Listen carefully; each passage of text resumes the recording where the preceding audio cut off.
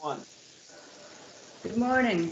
This is a public hearing of the Chatham Conservation Commission being held on Wednesday, September 23rd, 2020, in accordance with the provisions of the Mass General Law, Chapter 131, Section 40, the Wetlands Protection Act, and the Town of Chatham Wetlands Protection Bylaw, Chapter 272.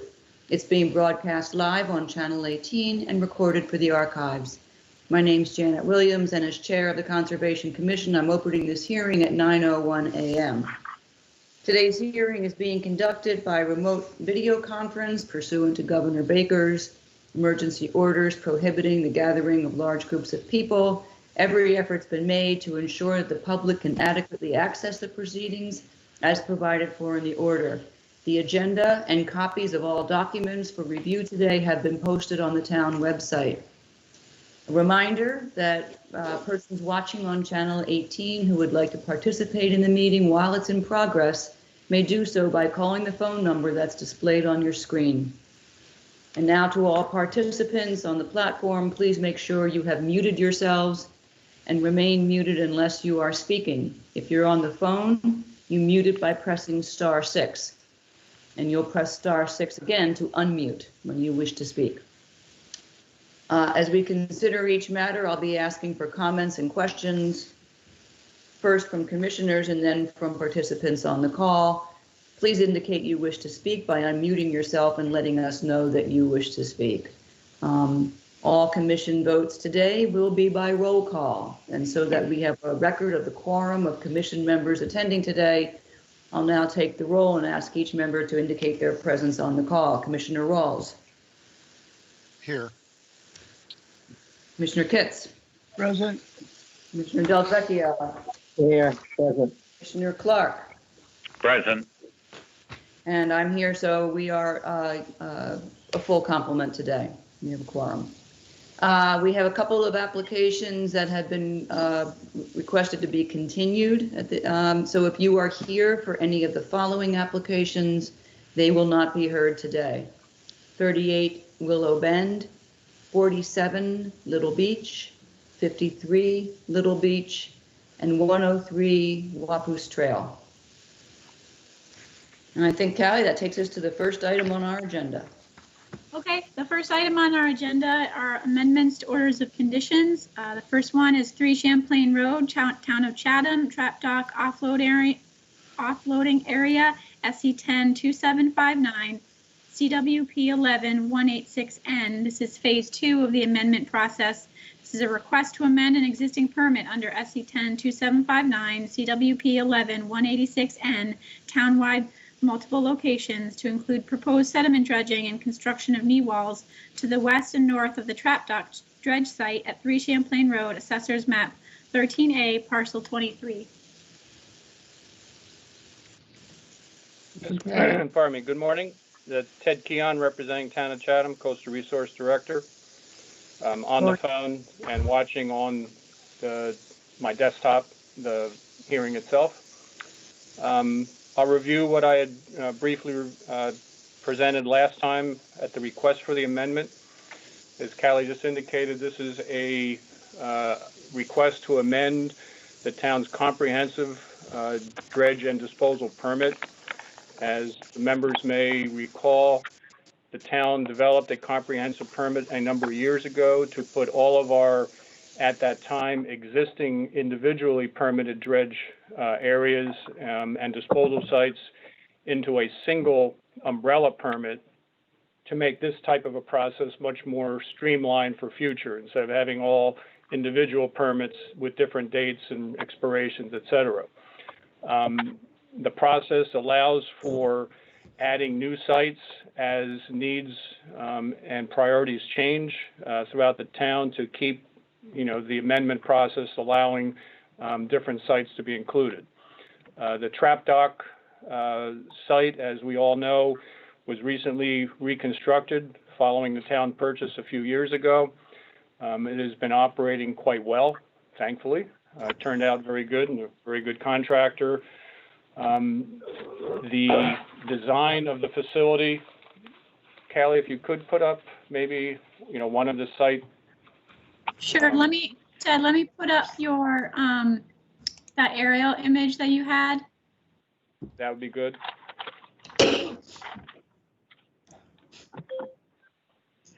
Okay, there you go. Perfect, thank you. So as you see, there are two elevated pile-supported piers at the location in question at 3 Champlain. The Harbor Master Facility is the larger building inland with the boat ramp adjacent to it. The area all around that is nice and clean looking, if you will, that's the new ArmorFlex driving surface that was part of this new project, and then a constructed concrete pier outboard of that facility. The area to the east is the floating dock that was part of a previous project recently, and then the water body, the small water embayment where that one boat is sitting next to that dock. That's a similarly permitted dredge area that actually was, in a previous amendment, allowed to be deepened in anticipation of both the use of the current float that's there and looking ahead toward possibility of replacing the pier, which has now been done. So that area is already permitted to the same depths that we're looking for. Now, the proposed dredge area is between our new pier and the adjacent Stage Harbor Yacht Club timber pier. It is relatively shallow. It is also, frankly, unusable for vessels trying to utilize that western berthing area in other than maybe mid to high tide. Our goal is to make that facility as efficient as possible, and to do so, we really need to have all tide access into that berth for fish offloading purposes. This is primarily a commercial fish offloading facility, which has been very important for Stage Harbor for years, and even more so with some of the issues and changes occurring in Chatham Harbor. The project, again, is primarily to allow the dredging permit that we currently have amended to allow this area to be dredged, target depth of -6 feet with 1 foot over depth, similar to the more eastern side of the berthing area. The material has been tested for grain size. It is medium to fine sand. We did include in our permit request the likelihood of this going to a suitable permanent upland site. You know, we will, as we have in the past, and we did with both the trap dock construction project as well as the dredging adjacent to it on the east side, we do want to look at the material. Given the nature of the grain size, it possibly and frankly probably is okay to put on some of our already permitted beach sites. So we'll kind of make that call as the material will be coming out. We typically will place it, when all possible, along our existing areas just because we have the need. So that will be something that we will assess, during the project itself.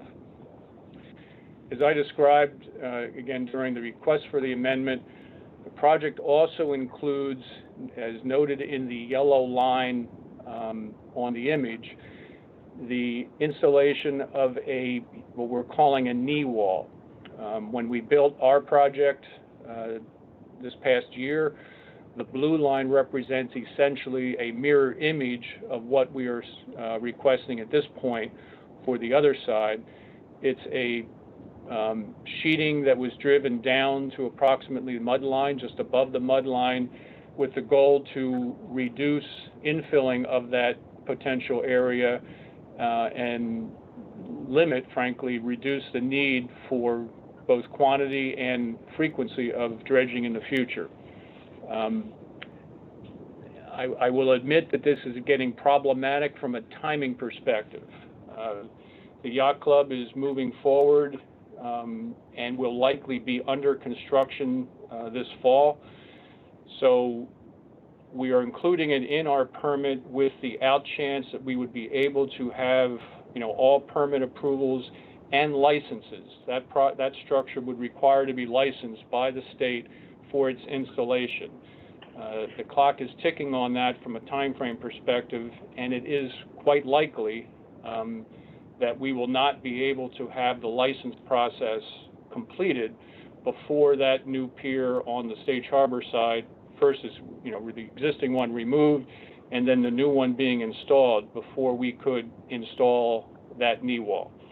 We wanted to include it here just in the out chance that we do have that opportunity if there's delays in their construction process for whatever reason. I don't know what it would be. So we are including it. The purpose of that knee wall, as I just sort of indicated already, is really entirely associated with the dredging purpose, which is why it's included in our permit request with you folks.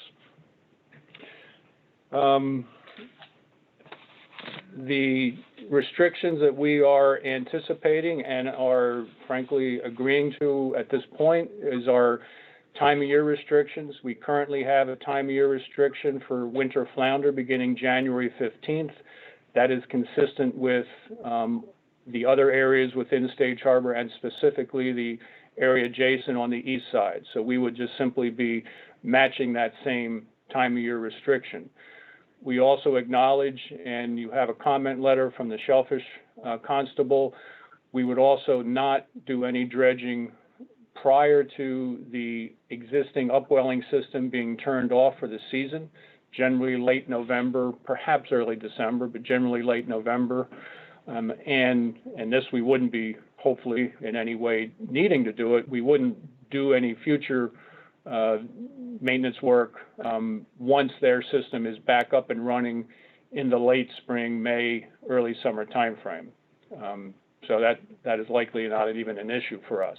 This is always a winter type project. We would be deploying silt barriers around the perimeter of the area, floating silt barriers similar to the same barrier that was installed during the construction of the trap docks. That's a relatively standard item containing any turbidity generated during the dredging operations. The method of dredging, in all likelihood, for both the initial and probably all future, will be done from a land or frankly pier-based piece of equipment, mechanical dredging, generally an excavator up on top of the pier surface, reaching in and then swinging around and bucking that material directly into a waiting dump truck of some sort. That is the manner we've done it repeatedly in the past, and we've done work adjacent again at the Old Mill Boatyard, and it's worked quite well. As I already indicated, based on the nature of the material, we would either then truck that material directly to a beach nourishment site, or if we feel it is just not, quote, good enough, even though it may be technically suitable, we would then take it to an upland permanent disposal site. And there are some of those, on Cape that are readily available. You've received in your package, I believe, at least 2 letters of support from our South Coastal Harbor Plan Committee, as well as our Waterways Committee. And you just received, I believe yesterday, a letter of support, no opposition, from the adjacent yacht club. That's pretty much it in a nutshell. I think I indicated the volume is estimated approximately 200 cubic yards. So it's a relatively small volume material. It's a small site, and the project should go quite quickly, and frankly, probably a couple days. So with that, I will be happy to respond to questions. All right, thank you very much. Before I open it up to questions from commissioners, I will read into the record some of the comment letters. Somebody's getting feedback, and everybody please check and make sure you're muted. And Bob Perry, good morning. If you could turn off your video, that will help a little bit. We're getting some lag in our feed. How do you do that? There you go. You did it. All right. So the first one to read is from the Chatham Waterways Advisory Committee. The Waterways Advisory Committee would like to express our strong support for the proposed dredging of the west side berth/offloading area at the newly constructed Trap Dock Pier This berth is shallow and can only be properly utilized at mid to high tide by fishing vessels. The dredging is necessary for the new pier to fully function as designed. Next, we have the South Coastal Harbor Plan Committee.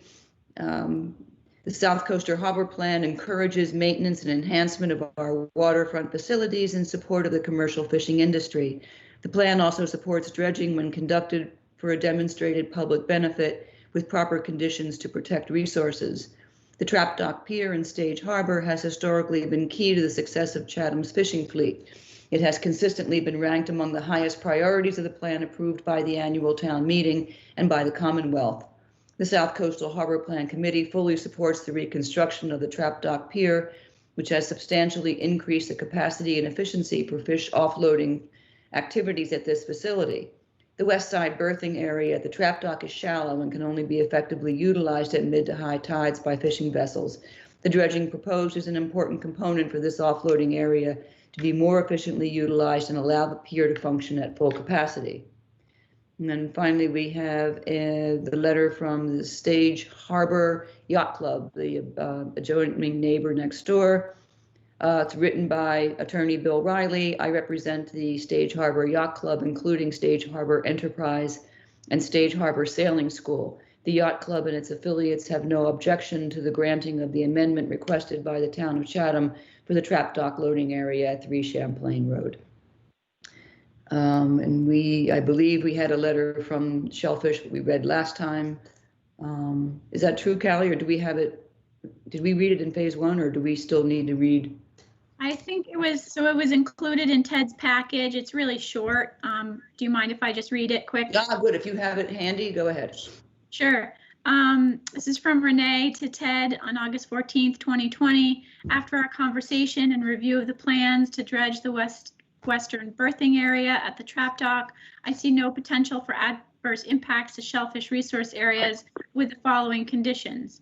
Dredging occurs after the seasonal shutdown of the intake pumps to the upweller approximately late November to early December.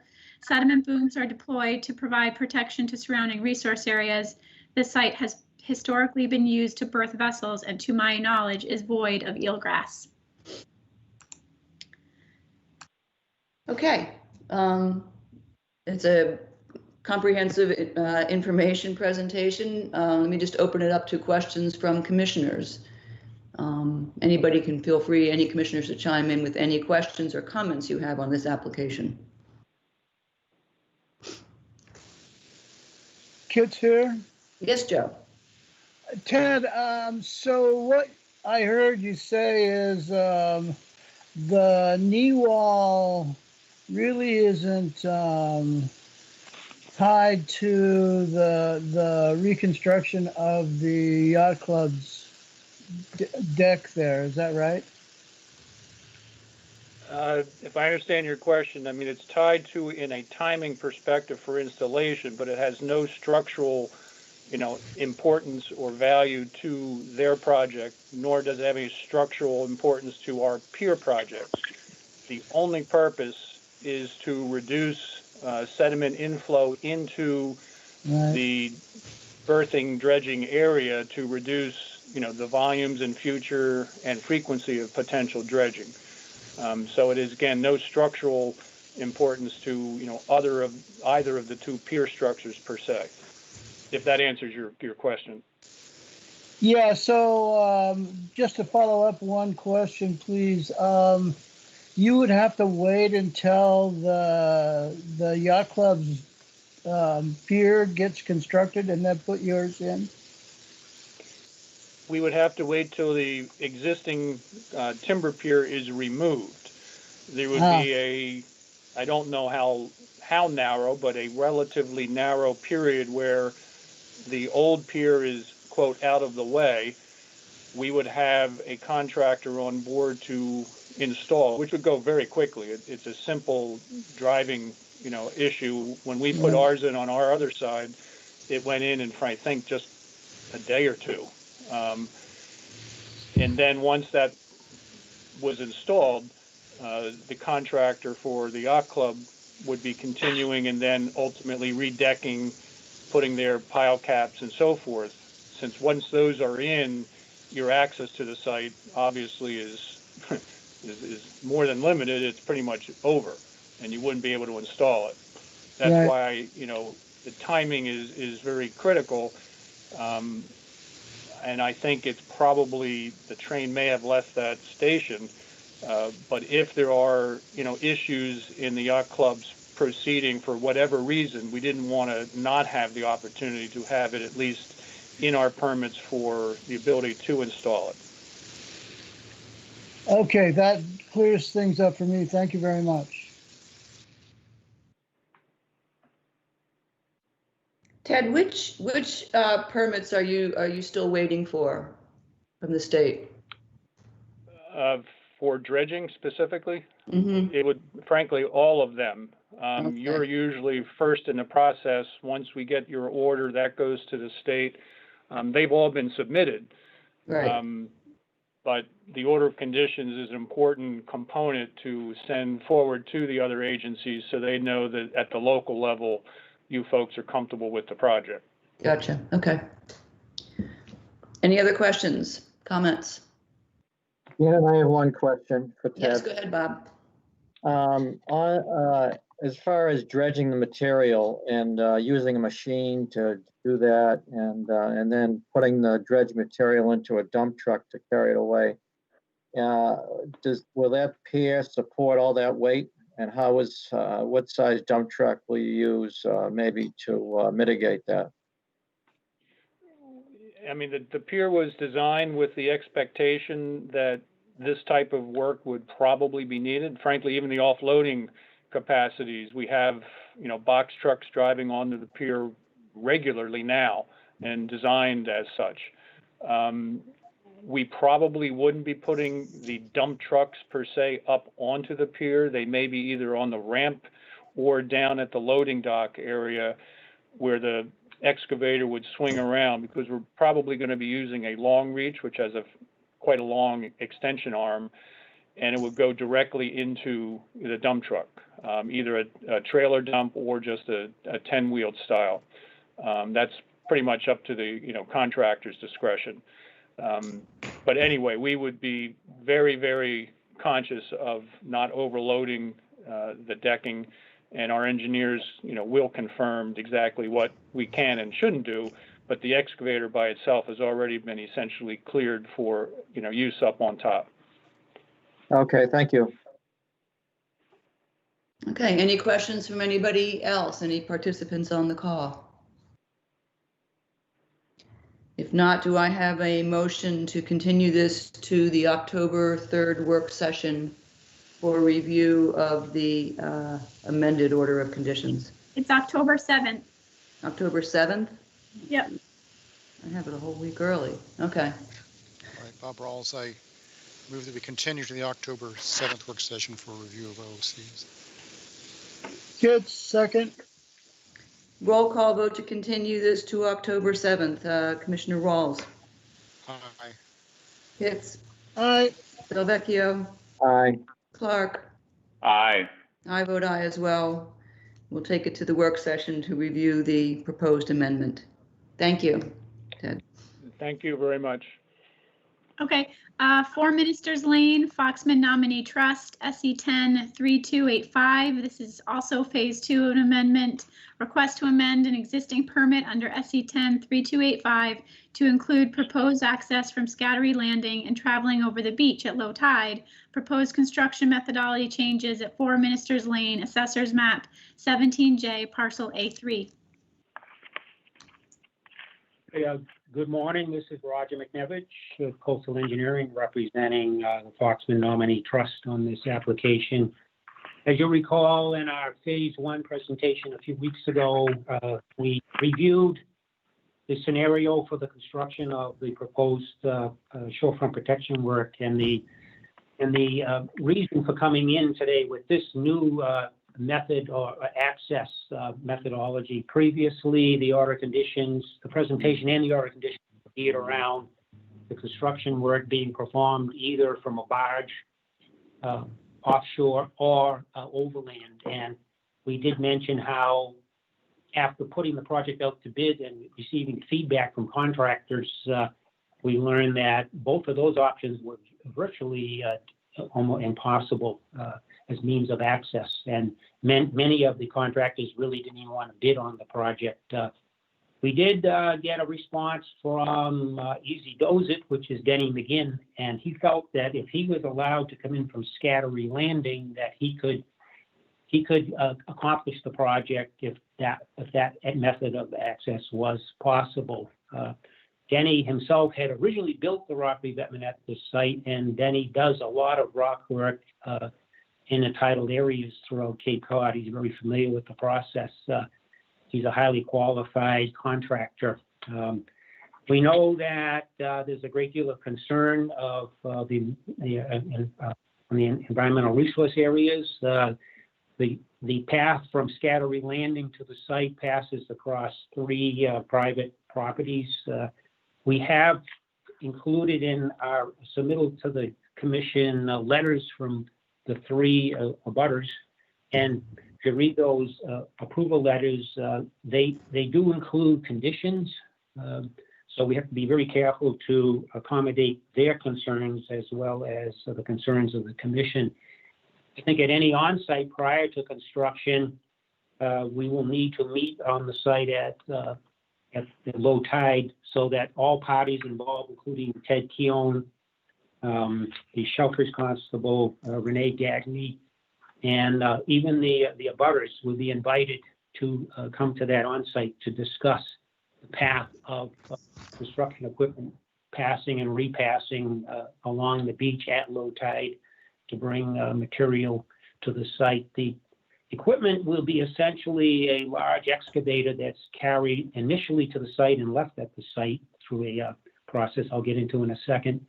And then construction materials will be delivered to the Scattery Landing site under the guidance and the permission of Ted Keown. And that'll be the staging area for the delivery of sheeting, which will have to be carried to the site as it's needed for the driving operation. That will be accomplished by a front-end loader. We had mentioned in our narrative that, and following discussion with Denny, that would be about 40 trips he imagines at this time. Keeping in mind that the construction period would be over a period of about 6 to 8 weeks, so that's not very many trips per week. So it's not like a constant trampling back and forth. The operation goes fairly slowly to drive the sheeting with a vibratory hammer. That's pretty much what's going on here. I know there was concern about the equipment being up out of the water. Obviously the equipment, and Denny, I'm sure, cannot have his equipment in the water at any time. So there's a mutual appreciation for making sure the equipment is up out of the water. He will be disassembling portions of the existing revetment to form a bench to be up on, so that he's out of the water at all high tides. I've seen him do that on other projects very successfully, and it's never been a problem to this point. That's kind of an overview, nutshell of what the project really entails. I did include a plan, a stamp plan, and it shows the contours of the beach area, and you can see, and we can bring it up on the screen, which I guess it's up on the screen now. Then you can see where mean low water is on the plan. What's happening here physically at the site is there's almost a deepening of the channel and a loss of beach progressing from south to north.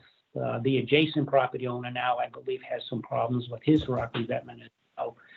So the rock revetment toe stones will need to be set deeper, and it's part of the revetment reconstruction portion of this project. The sheet pile wall and the rock revetment will work together to secure the property. Unfortunately, the existing home is so close to the top of the existing revetment wall that the original concept we had of driving the sheeting inland of the rock revetment just could not be accomplished because the portion of the house over a stretch of 30, 40 feet is in the way. So it's a quite complex operation, although we're fortunate to have a contractor who feels he can successfully perform the project. Okay, thank you very much. Yes, we we certainly agree that it's got a lot of complexities and not a few risks. I think we also appreciate the offer of an on-site at low tide, and I think that would be very useful for everybody who has a stake in the success of this project to be there. Frankly, when we look at the site plans, it's hard to imagine how access will be arranged for the portion of the property that is south of the existing stairway that comes down through the revetment.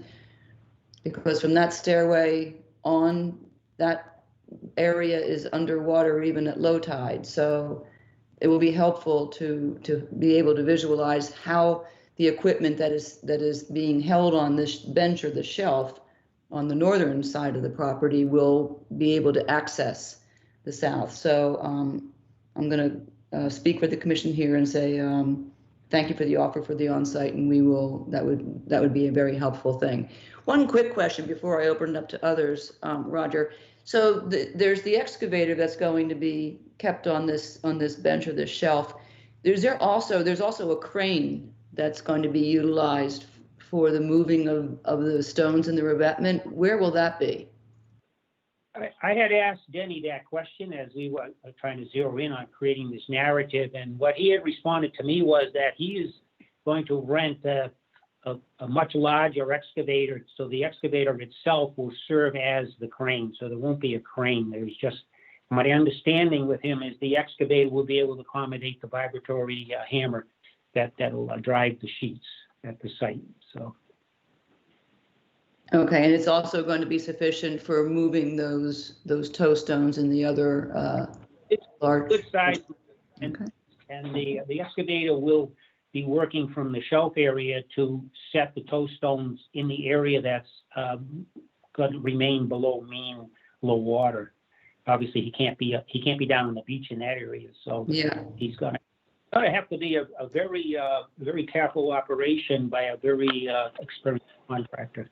Do you know, does he have, or have you discussed with him drawings or engineering plans for how that's going to be constructed and support that equipment? I don't believe he has drawings, no, other than his verbal description to me. We can reach out to him if necessary, or we can arrange for him to make a presentation, or he can describe or bring those to the site Yep. at our meeting for sure. Yeah, absolutely. Having him at the on-site is necessary. Well, let me ask you this: from the perspective of an engineering firm, would you think it would be? Would you expect to have engineer drawings for the construction of that bench? Typically, engineers don't provide construction methodology plans to a contractor. It's not usual practice. The contractor is responsible for the means and methods for liability reasons and other concerns in the profession. Yeah. Okay, let me ask it one other way. Would in your experience, would a contractor normally provide some kind of drawings that can be reviewed for how that construction is going to take place? That's not typical. No, that's not typical in the business, in the profession, in the industry. Okay. So everybody goes on his verbal description and what he puts into writing, and he walks us through that process at the on-site. Oh, yeah, he has a great deal of responsibility at stake to the owner and to I believe he's going to be renting this piece of equipment, so he has a lot at risk. So he's going to be extremely careful, I'm sure. Yeah, there are certainly risks here. Okay. Can I just clarify something? The on-site, I thought Roger was talking about an on-site, a pre-construction on-site, not as an on-site with the commission. Well, I believe that's what I'm referring to is the pre-construction on-site. I mean, the plan is to start construction soon after October 12th, as soon as we can receive the permit from the commission to proceed There'll be a meeting of everybody involved on site to hear directly the contractor's methodology, and for him to know what the concerns are for the resource areas at the site, both from the property owners on the upland side, and also as far as shellfish issues and other concerns on the beach itself. Okay, I understood. I saw the communications from the abutting landowners asking to be present at that meeting, at that on-site. Let me open it up to questions from other commissioners and mull over what you've just said. Bob, Rawls, do you have questions or comments? Yes, I guess in general, the aggregate concern of everyone who has a stake in this is that the beach not be altered, or certainly not altered permanently after the project is over with. So to me, the only way to really do that is to take some good pictures from the same vantage point before and after project, so that it can be demonstrated that really nothing was changed or everything was restored to the way it was. To me, it looks like this is mostly gravel, beach all along the path. And so, it sounds like it would hopefully will support the equipment without running it up too badly. But nevertheless, it needs to be restored. It would be helpful if there were some drawings showing where that platform is going to be, its dimensions perhaps, and an idea of the route, and also show the shellfish set, I guess, that Rene Gagne talked about, but I don't know exactly where it is, but it should be indicated on some sort of drawing that you have, so that we can see the path of the equipment is going to avoid it.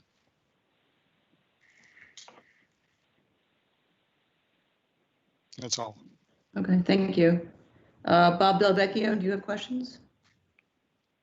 I had a question on the storage of equipment. Go ahead. And are there any contingencies on moving equipment to a safe location when an impending storm is forecasted? This is to Roger, I guess. Yeah. Okay, this is Roger. There is an area at the site that's a plateau area at the site. If we can bring up the Google Earth shot of the site. Just getting there. Hold on. Yeah, it's okay. Oh, that's helpful. Can you zoom in a little bit there, Callie? Here we go. There is an area to put a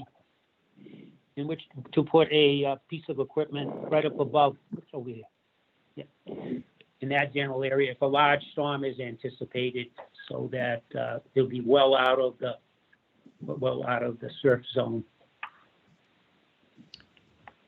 It's just that area is not accessible from the land side, because the house is so close to the property line on that side in the garage area that we don't have any means to get equipment to that location. And it's not anticipated we'll need to be there, but if that storm does come, a large storm, apart from perhaps if Denny so chooses, he may want some other thing. Yep. I think there is an area available on the site to put it well above the top of the revetment. Okay, Roger, can you point Callie to where the location of the bench to hold the excavator is going to be created? Is it near that plateau area, just below that, or is it on the other side? Well, he's gonna change the shape of the revetment and put a shelf in halfway up the sole, is my understanding, so that he will be operating on a temporary shelf to rearrange the rocks for the time being. And he can do that even if the tide is, as it's shown on this photograph, up above the bottom of the revetment?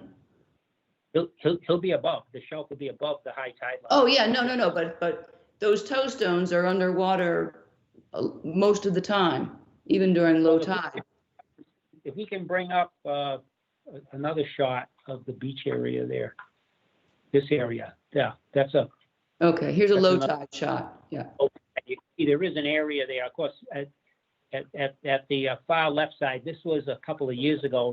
That line has since migrated a little bit more to the right Right. of the low tide line. So, but there is an area along the beach there that he can work. But Okay.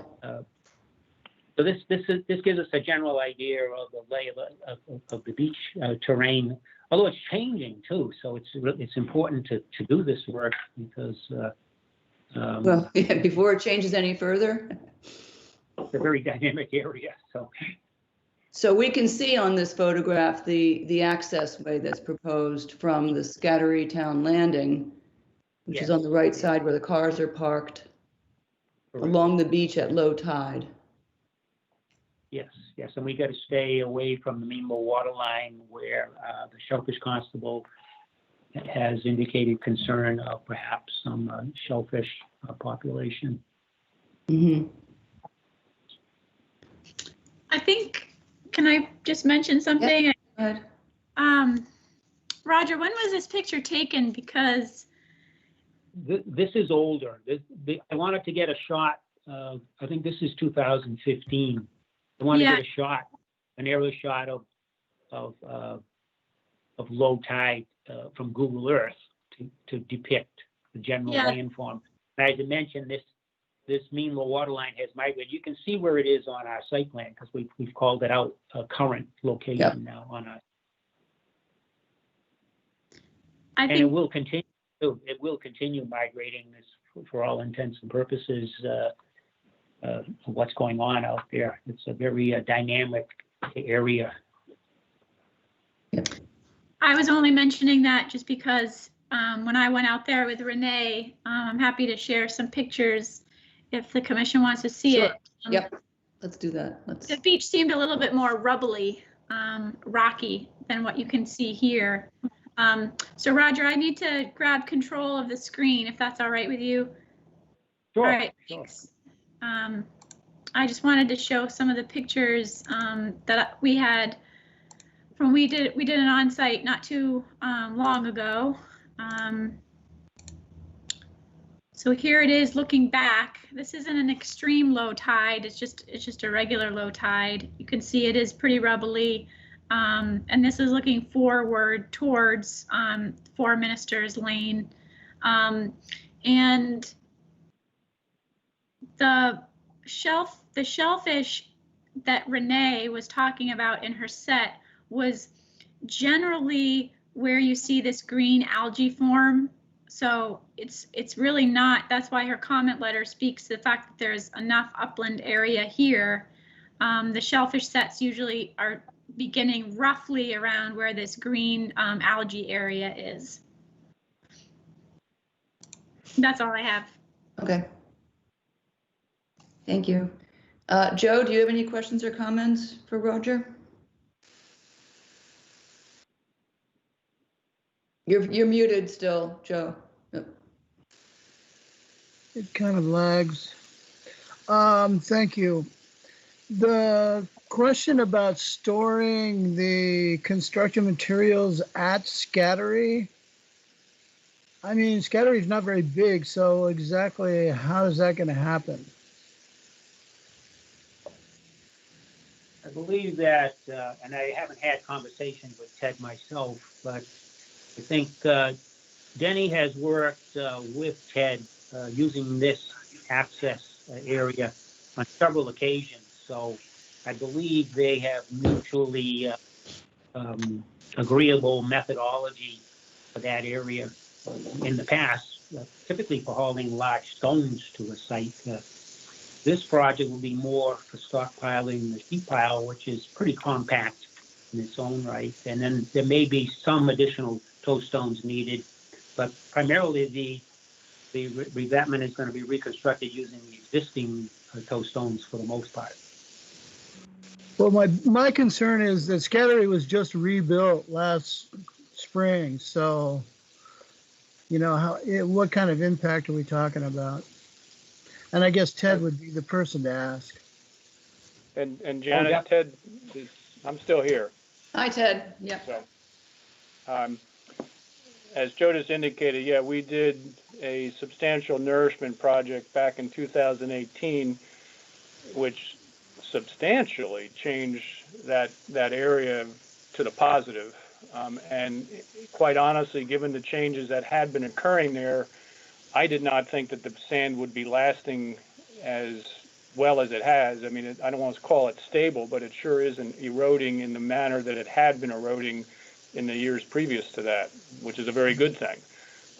As those pictures just indicated, the area, whatever direction that technically is, sort of southeast or whatever, we did not place material along there that wasn't part of the original target area. And that area is a, cobbly veneer. Whatever sand had been there, which was kind of shown in that picture that Roger had up, was kind of prior to some of the changes that occurred in that location. It's really, all the sand's gone, and what's left is what was underneath of it. I share the concern in general about the landing proper, meaning the upland portion where the quasi parking area is. It is limited is an understatement. I have not spoken to Denny about his plans specifically. From what I read, it indicated that material would be coming, in whatever frequency it would be coming, and then in essence immediately removed and taken to the site. I don't recall, maybe he has, I don't know if he was involved in the revetments at Scattery that were to the north a few years ago. I don't recall who that contractor was, but in each case, when that has been done at that location, the materials have not been stored in the parking upland area. They were pretty much moved directly to the site. He's been doing that more frequently at the Strong Island landing. He'll bring material in, he'll dump it down onto, the beach in front. He generally prepares the site, because Strong Island's a little bit different configuration, by adding more material and then building himself a ramp and putting material, on the beach area, then trucking it away to the project site. Scattery probably doesn't need that as far as adding new sand at the landing itself. It's in pretty good shape. I'm really not concerned about impacts to the beach with this activity, other than making sure that all debris and stone chips and whatever are cleaned up. He usually does a good job at that, and smoothing out whatever sand profile is there before the work starts. I don't know, and this is maybe a question to Roger, if we're talking a large, which it sounds like we are, excavator, I don't know, because I don't know, how stable that veneer area is. I mean, visually, it looks like a nice rocky surface, if you will, but generally that may not be that thick, and you may have, peat layers, outcrops essentially underneath it that may not, once it gets kind of disturbed, if you will, that's suitable for this type of activity. I just don't have a sense of that. So I don't know if any probes were made, or if, in anticipation of some of those concerns, that some sort of matting is being proposed. Even with 40 trips, and we've seen this at the Eastward Hoe projects, traveling in more or less the same area, with the rubber tire loaders, and I'm not sure that the excavator would be less or more so, you do get tire ruts. And we don't want to destabilize that veneer so that it then starts to, come apart, whatever that may even mean, and heighten erosion concerns. So that really is my major concern. It was already touched on whether the pending storm potential, if there's a place to hide, we definitely wouldn't want to see the machines on the ledge, if you will, because it's probably not above storm wave, elevations. So I guess I'm not to ramble. My main concerns would be to make sure that we're not overusing the upland portion of the landing, because it is still very popular. and popular to the point of there's no room to move around up there. And even mid-October is still pretty active, particularly in this weird time we live in.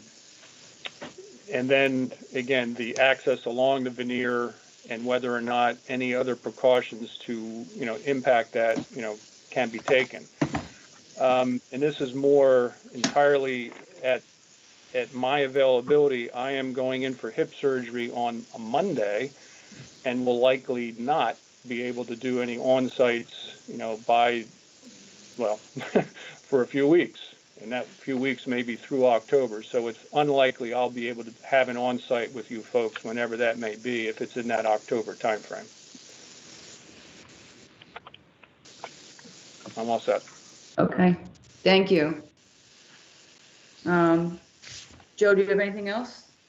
No, just to underscore, I mean, we're talking about fairly large pieces of, I'm not sure what the sheeting material is, that it sounds like, I mean, I don't know, they bring 3 or 4, they put them in, they go back, get more. I mean, what we heard was they were going to be stored at Scattery, and I don't think there's room to do that. So, and I definitely think that Ted has a very good point that we need some kind of engineering take on how stable that shelf is. That's it. Thank you. Okay. And Joe, just Tom, do you to have any clarify, questions? the shelf I'm referring to is the rock veneer, the travel surface to get to the revetment. That's what I was focusing on. I'm going to assume that the rock shelf that he's going to make out of the revetment, because I think he's competent at this, should be stable for his equipment.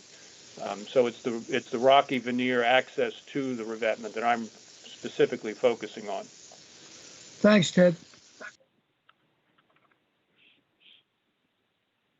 Okay, Tom, did you have any questions or comments? No, I think you and Joe have been very thorough. Okay, thank you. I have a couple of quick things to read. We did get, as Roger mentioned, he did reach out and give the abutters notification, and they have come back. So the Chatham Conservation Foundation, through Paul Chamberlain, has written a note saying, please remember to notify me of the pre-construction on-site with the conservation agent. He would like to attend and view the site conditions, so make sure that happens. There is a group of neighbors, I guess they're together, to members of the Conservation Commission, and in addition to the conditions listed by the commission in their abutters request, the owners of the property at 224 Scattery agree to allow access from the Scattery landing across their property in order to help the Foxmans rebuild their revetment to protect their lovely home if the following conditions are met. 1, transport of all equipment, supplies, machinery occur on the rocks well below mean high tide line. Specifically, none of the above should cut diagonally across the sandy part of the beach at 224 as a dune is starting to form and heavy equipment will damage it. 2nd, no equipment, supplies, or machinery should be left on the 224 Scattery beach. 3rd, work should not start until October 15th. We have a small wedding the weekend before. We also have the memo from the Shellfish Constable, Renee Gagne, who says, I've reviewed the request to amend the order of conditions to change the access site and construction protocol for the project approved in 2018 to install a sheet pile wall and repair the existing revetment at 4 Ministers Lane. I've also walked the site to assess the existing resource, noted as a viable mussel set close to mean low water, extending along the proposed access route between Scattery Town Landing and 4 Ministers Lane. As the resource is located close to mean low water, there's an extended portion of land between the resource and the existing revetments that will allow access without adverse impact. Special care should be taken to limit equipment access to the upper portions of the intertidal area. There's also concern for stored equipment at the project site on an elevated shelf above mean high water. The area is subject to direct impacts from easterly coastal storms, and measures should be considered to either protect or remove equipment during the predicted storm event, which we've already discussed. So with that, if there's no other questions or comments, Anything from any participants on the line? Then are we ready to make a motion to continue this to the October 7th work session for review of the order of the amended order? Bob Rawls moved to continue to the October 7th work session to review the orders of conditions. Kits, second.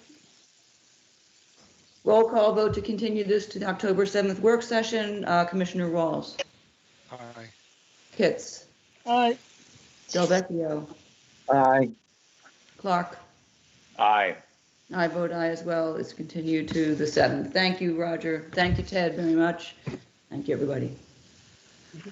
Okay, next item on the agenda are requests for determination of applicability. 809 Fox Hill Road. Peter and Deborah Wilsey are the applicants. Peter and Deborah Wilsey Trust. Propose installation of hot tub on existing crushed stone slate surface beneath existing deck at 809 Fox Hill Road, Assessor's Map 12L and Parcel M2. Thank you. Bob Hi, Perry Bob. here. Good morning. Good Sorry morning. about that video. No, that's fine. You can I- turn it on now. It's just when people aren't speaking, it can eat up too much bandwidth. Yeah, I'm still getting used to it all, but I'll stay where I am. But I just wanted to thank you for opening that meeting. I was unable to get on that call 2 weeks ago or so on the 9th. And I know from looking at the video, there were some other technical problems. So thanks for continuing this. But looking at your video, I did understand that there were questions concerning the overall setup and drainage. So a day or two ago, I sent Callie some information about the unit that the Wilseys are selecting. And I reiterated in a little bit more detail my understanding of how this should be treated. And if effectively, in a very simple way, there's good technology for disinfecting a hot tub these days. This one utilizes an ozone a method of disinfection, but that is always going to be combined with a chlorination system of some kind. And the modern, most acceptable chemical these days is called sodium dichlor, which has an unpronounceable longer name that I put in my correspondence to you. And the most important thing I think I could try to assure you of here is that ecologically, we felt that if you're going to have a hot tub, there should be some method of disposal and drainage. And that, I think most of you would agree. And the first question that came up was, what are you going to do about drainage? So that was part of our application. And there's a dry well that's effectively of the scale that would be hand dug. It can either be blocks or a precast thing, or as I mentioned, and it was also referred to as a Cultec, which is nothing more than a high-density, heavy-duty plastic housing that still leaches. It doesn't contain water. It simply has a storage volume. But what I wanted to do was to give you a dry well volume that was close to the 240 gallons of the hot tub. Now, to be clear, drinking water, according to the information that I was able to garner, is 3 to 4 parts per million chlorine, and the sodium dichlor is actually used in some water purification systems for drinking water, and the hot tub with the ultraviolet disinfection is running about anywhere from 3 to 6 parts per million. A single-family home will discharge more than 100,000 gallons of domestic chlorinated tap water and other products into the ground each year. The proposed hot tub, which is intended for year-round use, just for simple maintenance, might be discharged 2 or 3 times a year, maybe. And the comparison is obvious, and the effect is far, far, far less. It's not sewage. It's got a fairly lightweight chlorination component to it. And a lot of that chlorine is catalyzed into other chemicals that go, they're outgassed. So just what gets discharged into the ground is safe to say probably a little bit more chlorinated than drinking water. And there's another option, which is just to let that material go over land. But I didn't think the Conservation Commission would like that, although the drainage aspect of this is where the owner connects, just turns a tap. It's a valve on the back of the hot tub, and it allows the water to drain out. So to use a dry well, you're going to connect that to a hose, and you're going to run the hose into your dry well inlet. So it's very standard. I did not see anything more significant here than the excavation that would be required to install that dry well. And that's hand action. So I hope that little spiel there will help you understand the scale of this, and I'd be happy to try to answer other questions that you have. Thank you. Okay, thank you. Thank you, Bob. One quick question before I open it up to others. What would trigger the necessity to drain the hot tub periodically throughout the year? Well, it would probably be an owner's sense that they would like a refreshment of that water, or some extraordinary maintenance option where there was some need to do a repair or to move the hot tub. I'm told it's very, very infrequent. Yeah.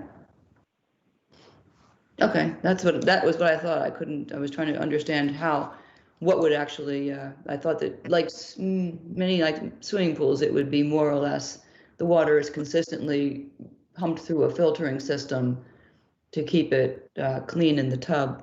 But let me open up to other questions. Who, just in general, other commissioners have questions about this? Yeah, Bob Rawls, is this a fairly typical method used in hot tubs for keeping them bacteria-free? And yes, from what I've researched, and I actually took the hot tub initially, I took this as a fairly straightforward item, and then as I heard the questions at your meeting, I did the research. And the research that I did was primarily related to the Nordic manufacturer, and all the literature in trying to derive some information for what the ecological impacts are of a small hot tub like this. It came to be that the technology is incorporating the ozonation to reduce the chemicals, because it's a more enjoyable experience when you're not smelling all this chlorine. And so I'm finding in my own research that the chlorinator is very minor, and the ozonator is taking a precedence. So it's pretty common. okay, thank you. Any other questions? Clark? Yes, Tom, go ahead. Again, being the newbie, I get to ask the dumb questions. I thought that the commission had a general policy of requiring that hot tubs be drained into basically into a tank truck, and the liquid hauled off site, not disposed of through a dry well. Did I misunderstand what I thought was prior practice? I don't know that we have a hot tub practice. What you're referring to is certainly the commission's preferred approach when you're dealing with swimming pools, that the volume of the water in a swimming pool, when and if it was required to be drained, would not be allowed to flow on the site, but would be put into a truck. We usually request that. It's not a firm policy, but that's certainly our preference. I haven't seen it with a hot tub before. You haven't seen it being hauled off? Am I understanding you correctly? I don't, in my 2.5 years here, this is the first time I've dealt with a hot tub. Oh, I see. So I haven't, it's not, yeah. At least as a standalone. We've seen them when spas are incorporated into pool designs. But this is the first time I've seen a standalone hot tub proposed. And I can second that. This is the first time we've had a standalone hot tub issue come before us, so.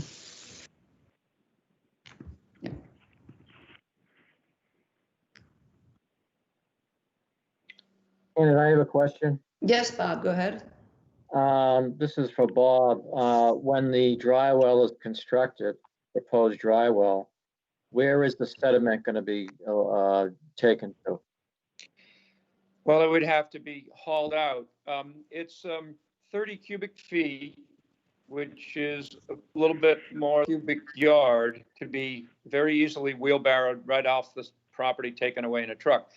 I'll tell you that I think that the dry well that I've basically in a general way specified is oversized, because when you let the effluent go to the ground, it leaches at the same time it's going in there, but a little bit more than 1 cubic yard, and that's 4 or 5 wheelbarrow loads right off the property. Yeah, that sounds good to me. Thank you. Any other questions? All right, is there a motion for a negative determination? Bob Rawls, I move for a negative determination. Kits, second. Okay, roll call vote for a negative determination for 809 Fox Hill Road. Commissioner Rawls. Aye. Kits. Aye. Delvecchio. Aye. Clark. Aye. I vote aye as well. Your negative determination has been made. Thank you, and have a great day. I'll come down and take a look at your coast. Bye-bye now. Yeah, thanks, Bob. Okay, 26 Hardings Beach Road, Randy, Art, and Bobby Joe Pippin, proposed installation of chain link dog fence, 26 Harding Beach Road, Assessors Map 9C, Parcel 1C. Hi, good morning. Teresa Sprague with Blue Flax Design here on behalf of Randy and Bobby Joe. Art, this was continued. We had filed it previously. It came to our attention that this is required to be filed with the Zoning Board of Appeals. Basically, we're proposing to install a typical black chain link fence just to provide protection for the property owner's dogs, a portion of which will be located in the 100-foot buffer zone. I believe we're looking at a total of 115 linear feet to be located within the 100-foot buffer zone to the salt marsh. An application has been filed with the Zoning Board of Appeals and is going to be heard tomorrow evening. So we have provided a construction protocol or a work protocol for the chain link fence. Basically, it's going to be brought in from Hardings Beach Road. It'll be installed along the north and south property lines, and then from east and west through the described portion of the 100-foot buffer zone. There, no erosion control is needed. The only soil disturbance will be for the post holes for the installation of the fence. There will be some minor pruning of a bayberry required to support the fence, but the rest of the fence is going to be installed in areas that's currently grass. And the installation of the fence within the 100-foot buffer will still be approximately 75 feet from the resource area. So with that, I'm happy to answer any questions about the proposed fenced installation. Okay, thank you. Callie, can you put the site plan up, please? Sure.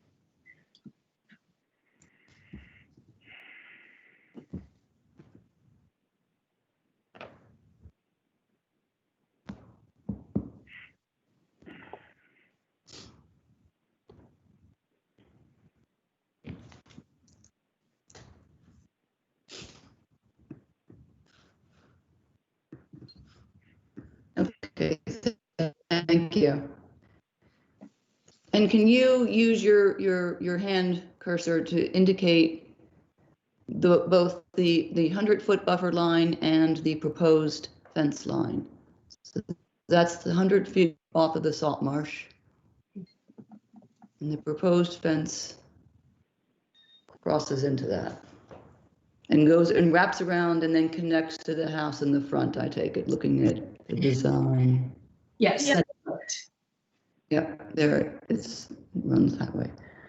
Okay, with that, visual clarification, questions from commissioners. I have a Bob. I have a couple of questions. Okay, Tom, why don't you kick this one off? All right.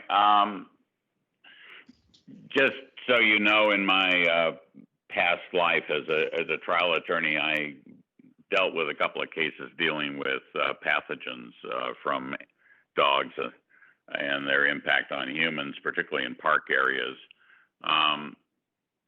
My concern basically is, as soon as I saw this, the first thing that popped into mind was that dog feces are well known to carry a goodly number of viruses, bacteria, amoeba, all kinds of other pathogens. A lot of times that reflects the fact that the animals are not well treated. I saw the dogs when I was out on the site visit. They looked healthy and well cared for. I talked to the owner about it, and he mentioned to me that they were going to employ a service that would come in twice a week to clean up the dog feces from the back area. I don't have the expertise to know if that would be sufficient to deal with any potential health problems. My concern would be that pathogens would move from the soil by rainfall into the salt marsh. I went looking for some standards just to see if there were any. The only thing I ran across was some literature from Rhode Island, which requires that people have their dogs at least 200 feet away from a water body before they allow them to defecate. I don't know to what extent that standard was set by aesthetics or for health. So that's basically my concern. Maybe the cleanup twice a week will solve the problem. I just know that there can be a problem. I'm not saying there is one, but theoretically there can definitely be a problem. And given the proximity to the salt marsh, I would like some input from people with knowledge, maybe our public health department or something, to say whether or not this might be a problem, particularly in terms of adversely affecting any flora and fauna in the salt marsh. Well, I guess the only thing I can say to that is Oh, Teresa, you're breaking up a lot. I'm sorry, I don't know unless I have a poor internet connection, but I'm fully plugged in. Is this better? That's better. You're good. Okay, so I was just saying that the only thing I can really speak to that is that the 50-foot event. Teresa, we can't hear you. Is it possible for you to call in?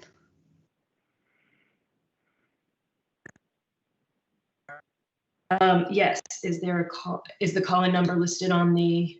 Yep, it's right. The call-in number and conference ID are right on the top of the agenda. Okay, I'm going to mute myself and I'm calling in right now. Okay. Okay. May I also ask a question just while we're waiting for Teresa? Yes. Okay. That we can reiterate to Teresa when she's back.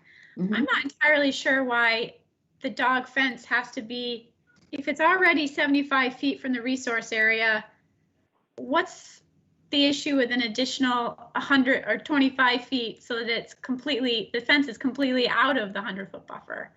That seems to be, you know, a very easy fix, a very easy compromise in this case.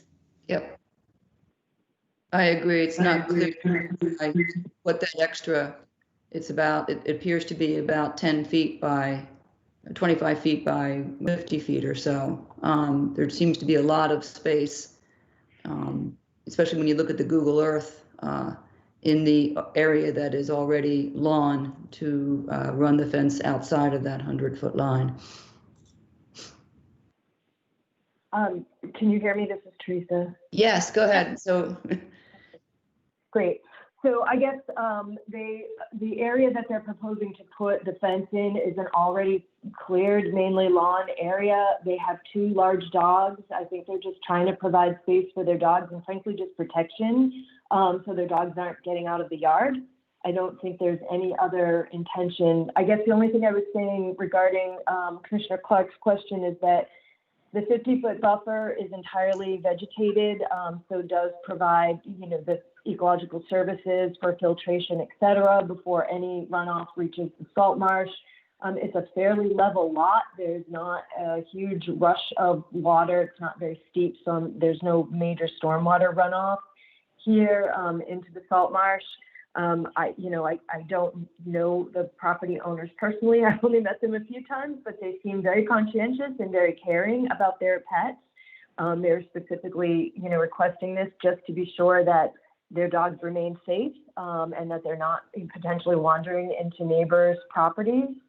I happen to also be a dog owner. I have 2 dogs. I have to clean up after my dogs regularly. It's just part of being a dog owner.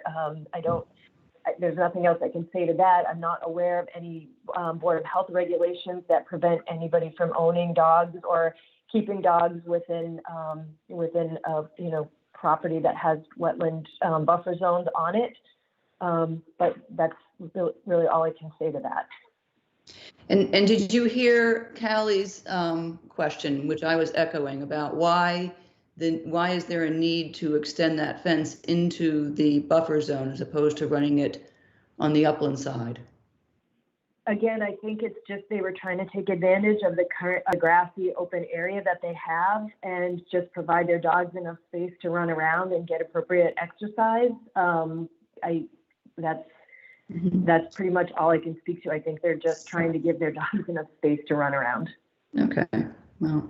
And take advantage of open areas so that without disturbing any areas that are not currently open. And the proposal calls for this chain link fence to be placed 6 inches above the ground level for wildlife passage? Yes, that is correct. Does that not cause a problem for dogs getting under it? These are fairly large dogs. I suppose any dog can dig under a fence, but these dogs are not going to squeeze under the 6-inch fence. I can confirm that they're large, and I doubt they would fit under a 6-foot opening. Other questions? Bob Rawls, I don't really have a question. I just cannot see supporting putting a chain link fence into the resource area when it does appear to be there's adequate room to put a fence outside of the resource area for the dogs to be contained in. I guess my only response to that is that we're not putting it in the resource area. We're putting it within the 100-foot buffer zone to the resource area, and the 50-foot no disturb zone is remaining entirely undisturbed.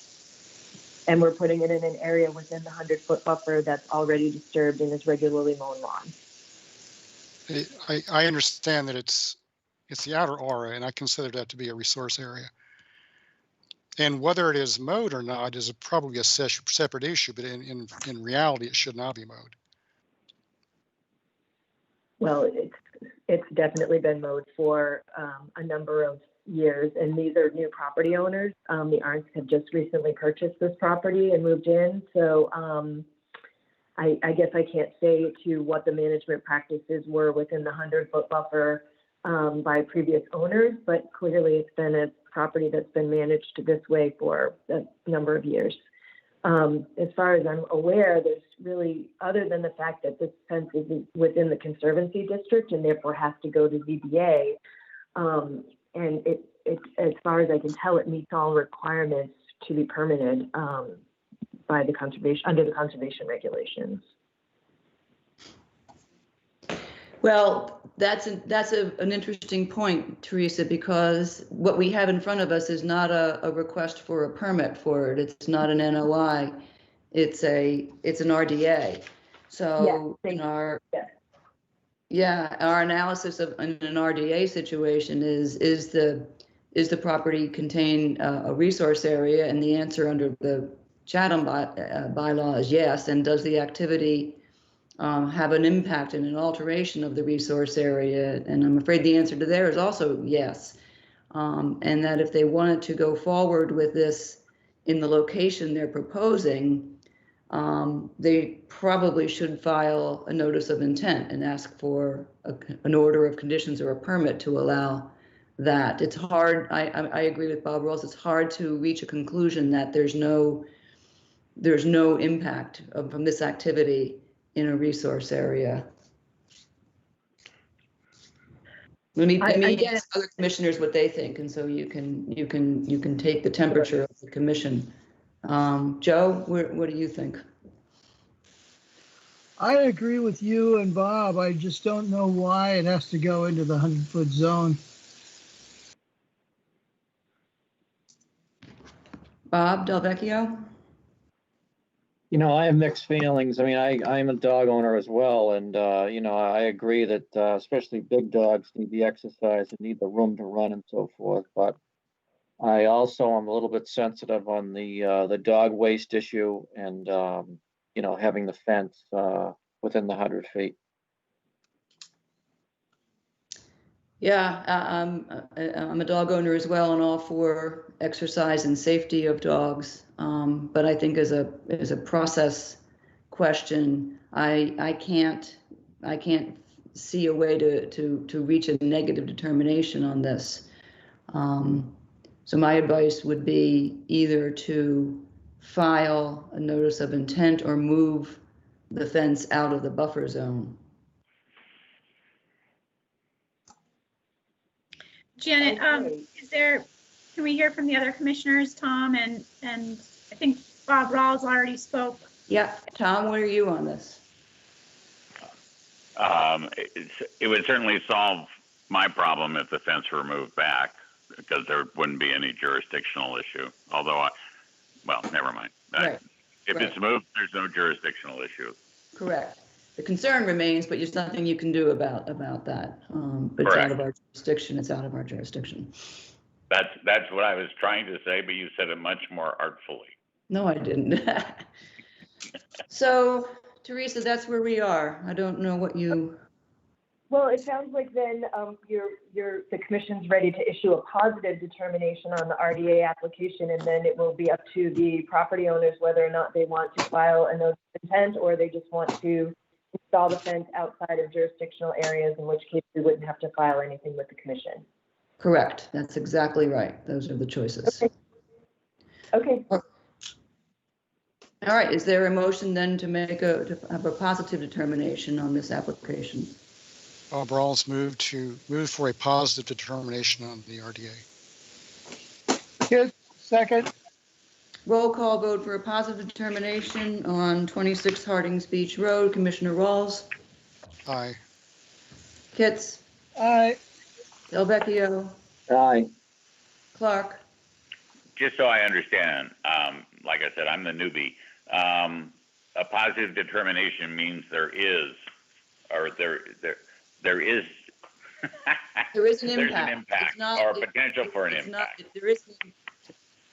Right. A negative determination means that there's no impact from what they're proposing. A positive determination is a finding that there is. Thank you. I appreciate the education.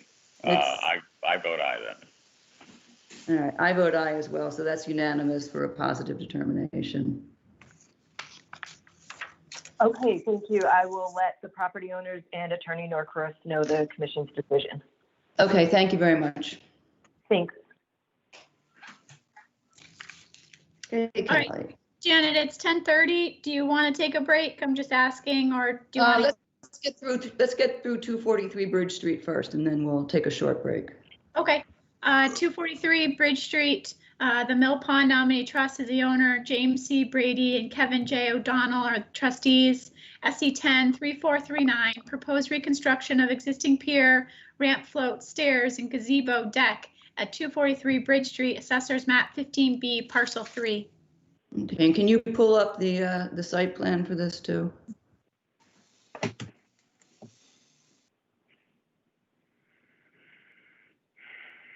Okay.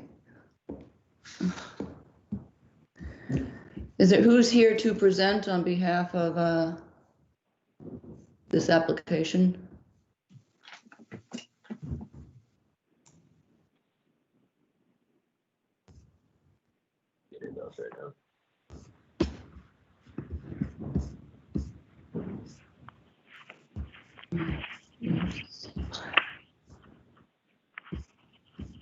I think someone is trying to speak. Yeah, Roger is the engineer. Maybe. Okay, Roger's here. Okay, this you're is muted. Yes, yeah. McNevich at Coastal Engineering, representing the Mill Pond Nominee Trust for a project that involves the reconstruction of an existing 99-year licensed dock and ramp and float facility. What we're specifically asking for is permission to reconstruct the permanent portion of the facility, which is shown on the license plans as well as our site plans. Our site plans is a representation of exactly what is shown on the license plans. And the components consist of a 20-foot permanent section of pier, a stairway up the coastal bank, and then it's a hexagonal, it's actually a platform only. There's nothing on top. It's just a viewing platform with some seats on it. It's all pretty straightforward. The work will be in timber. The remainder of the 144-foot section of the pier is actually seasonal. There's individual bents that are made up, pre-made up, and it's just assembled and the decking's placed. It's put in seasonally as originally proposed and permitted by the commission back, I believe, in 1994. It's a relatively straightforward project. I'd be willing to take any questions at this time. To me, it's quite straightforward. It appears that way. If this is, as I look at the existing proposed site plan and the 1994 permitted, this is reconstruction in exactly the same location. Is that correct? Yes, it is. Yes, okay. It is. It's just the components are getting quite worn now, and they want to do a reconstruct. Okay. I don't have any specific questions at this time. I'll open it up to other commissioners who have questions or comments on this application. Bob? Clark? Yes. Wait, hang on, Tom. I'm going to go the other way this time. That's fine. Yes. Yeah, Bob Wells. I have a question about what will be floating the floating dock. I don't know that it said what material will be used, but I'm hoping that it will not be styrofoam. I'm hoping that it'll be some sort of non-degradable material, solid plastic float or something like that. So can you? Yeah. So, this is Roger. I'm not familiar with what the floats are on the float. They weren't in at the time we did our field work, and I suppose you could condition, because they're reconstructing this facility. So if you had a specific concern, I'm sure that they would accommodate whatever concern you had. yeah, I have a very specific concern that open styrofoam not be used, yeah. And that it be right. That's typically not utilized anymore. Usually it's closed cell in a closed cell. Yes, something that will not degrade. Sure, and I think that should be an O.C. Just to be sure. I just don't have firsthand experience with it. I haven't seen what they have there. Okay, that's it. Thank you. Joe, questions? No, that covered my question as well. Thank you. Okay. Bob Nelvecchio? Yeah, I had a question. Underneath the deck or the viewing area, there's a clay pipe, looks like a clay pipe, maybe, I don't know, 6 inches in diameter, and it looks like it's broken, and just wondering where that water or drainage comes from. I think many years ago, there was a drain coming from landward of the decking area, which I believe now is defunct. It really served no purpose. I don't see anything there anymore. And I think that is an abandoned drain situation. And will that pipe be removed, capped off, or? You can condition that, or we can take that out. Also, there's some erosion on that bank underneath the viewing platform. I don't know if it's coming from that wash-off area above the deck. Well, I think this area, it appeared to us that the landform hasn't changed appreciably from the 1994 grades. Again, it's shoreline, so you'd have to expect some shoreline erosion. The owners didn't request us to do any shorefront erosion protection as part of this application. If there's a concern by the commission, I believe they would be willing to accommodate and actually make another proposal for some shorefront erosion protection along the coastal bank in that area. And also the wash-off area, is that planned to be redone, or is it just going to remain the way it is? The wash-off area, where is the? Right above the viewing platform or the deck, there's a little wash-off area with a shower head.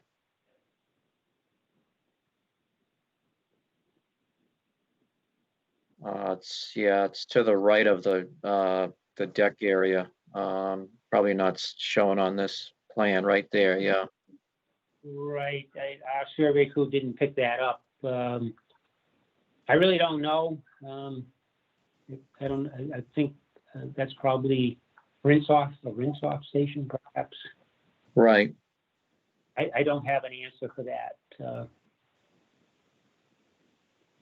Okay, so we're gonna need to know if that's gonna be replaced as well, I presume. Okay, I mean, I have to ask the owners. Okay, those are my concerns. Okay, thank you. All right, Tom, to you. Yeah, I took a look at the place yesterday, and there's no question the wood is really gone. I mean, that's obvious. So far, all my concerns have been touched upon by the other commissioners. The only question I have remaining is at the far end of the pier, for lack of a word. I don't know what the terminology is. How is that unit being anchored, if at all, to anything, or is it just floating? Okay, the license plan carries metal pipes, some small diameter metal pipes. At the time we did our field work, that facility wasn't in. So where that's licensed, I presume that they were using those metal pipes to secure that, which had been the method of securement for the last 20 years. So I presume it's okay. It's been working fine. Is that part of the dock removed seasonally, or is it left in place? Yes. Everything's taken out seasonally from the fixed portion seaward. Are there cables that connect the, I don't know, I'll call it a dock, the big chunk at the end of the wharf? The float. I'm sorry. I'd have to go look. I'd have to go look if there's something different than what's licensed. Okay, because I remember we had a matter before us a couple of meetings ago where the owner was installing a new type of attachment process, and so I was just trying to ascertain if this was quote old-fashioned or if this was new. You know, I think his approach, they had some kind of cable connectors on the bottom of the area there, the flooded area, and you basically could connect it very easily and unconnect it. Yeah, those are the helical, the cables that we saw on that. This looks like from the drawing at the bottom of the site plan that this is the older design where the pipes are sunk into the seafloor. Enough way of doing it. Yeah, Callie's showing it there. The pipes hold it in place. And this is so not. The pipes are installed every year? Yes. I believe so. They're part of the seasonal. Yeah. Okay. Everything comes out up to the where the permanent portion of the stairs, basically. The forward of that comes out seasonally. Yep. Thank you. Thank you. I have a few questions when the time's ready. Yep. Is it possible, I mean, this is up to everybody, but if the commission wants a particular type of material used for the floating dock, then my suggestion to you would be to require that that particular material be placed as a note or as a call out on the actual site plan that becomes a plan of record for this order. And also about the rinse station and about the piping at the end of the float. Again, I think if there's some concern about the presence of or replacement of the rinse station, that should also be called out on the site plan. And lastly, the metal pipes that secure the float. This is a question for Roger. Are there brackets that are on the actual metal pipe that prevent that float from bottoming out during specific water levels throughout the time that it is installed? No, this application and license did not include anything like a float stop, especially where they're proposing the original. And it was a coastal engineering design way back then to boot. This is a small diameter pipe. I believe we call it out as a 2 or 3 inch diameter pipe, so they can be easily installed and removed. Once you get, even I've heard from these seasonal contractors who install and remove these facilities, even a 4-inch pipe can be somewhat problematic to pound back out again at the end of the season. So usually it's a small diameter pipe. This is a pretty quiet area, so it appears that it has worked well for the owners to have the. Is it on the screen? Oh, okay. I guess that would be one of my concerns, given such uncertain times and the weather being as crazy as it is. I guess I would request more information on why a float stop wasn't needed, or some pictures identifying the fact that it is such a quiet area, because that's something I see quite a bit, is that there are a lot of floats at the end of these seasonal piers that do bottom out and do cause damage to the resource area under the floating dock. Okay, well, I know as a designer that a couple of these small diameter pipes can't be physically fitted as a float stop. You would need four piles to have float stops. So you could either put cross members or hanging chains that would play out as the tide went out. So to hold the float up. So it would involve a redesign of that facility as far as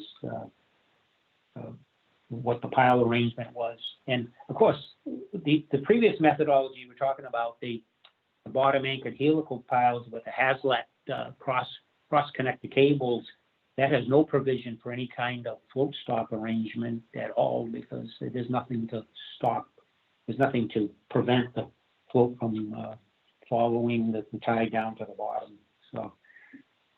And if that's a concern of the commission, I'd have to look into that and talk to the owners about the modification of that design, and also that would involve additional permitting up at Chapter 91. That would be a change. We have to be careful on these licenses too, because this is a 99-year license, and as soon as changes become enough that it involves an amended license, the term drops down to 30 years. That's the maximum term nowadays on a license. So an owner has to be very careful for any changes that may be proposed to a license structure. This couldn't just be a minor modification to the existing Chapter 91 license? Well, the minor modification process is that we prepare a plan, and then we make application to the DEP for a request for a minor modification determination, and then it's the DEP who makes that determination, and we don't know what their answer is going to be. That's why I said if it's significant enough, they will come back and say, no, this isn't a minor modification. This requires an amendment. So that's our concern on any kind of change to a licensed structure, especially one that has 99-year term. Bob Rawls, I have a follow-up question on this discussion. And that is on the map, there's a depth graph at the end of the pier on your plan. It goes down to -4, -5, I guess, on the bottom. What is that graph measuring? Again, when we did our field work for this project, the pier was not in. So, and where we were only applying for reconstruction of the fixed facilities, we did not locate bottom area elevation out at the end there. All right. Well, all right. So I guess the question is, does it ever bottom out? And I don't know how we would get an answer for that. I believe the pier is still in. That's something that we can go out and we can determine. We can go take shots if the commission so desires.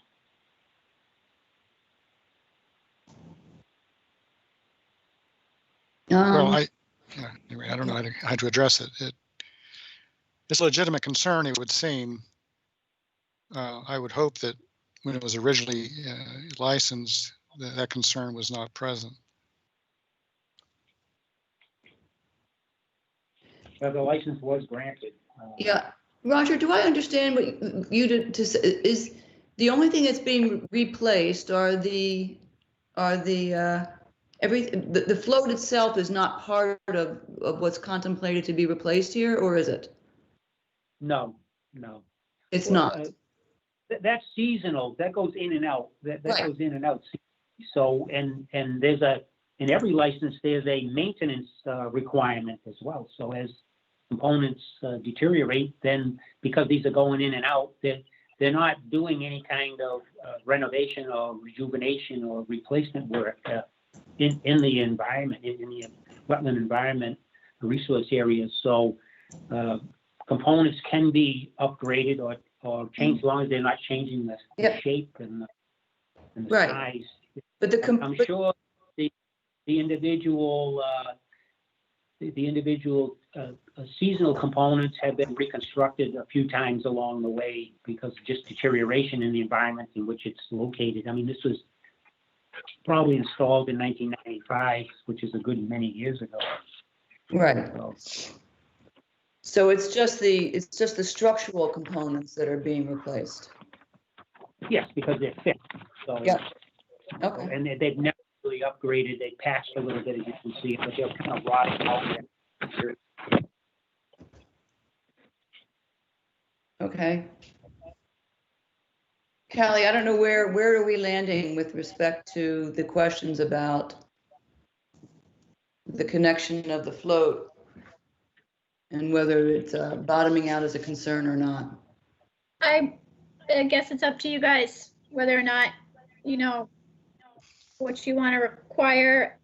I mean, it seems like when an entire structure is being replaced, it seems over a 99-year history, it seems like kind of a nice time to get data on the system, especially with survey work to determine the location of the bottom. But ultimately, it's up to you. And I'm just. Let me ask this way: what is the data that we need to get in order to make that assessment? Well, Roger can speak to exactly what data he was suggesting that they could obtain.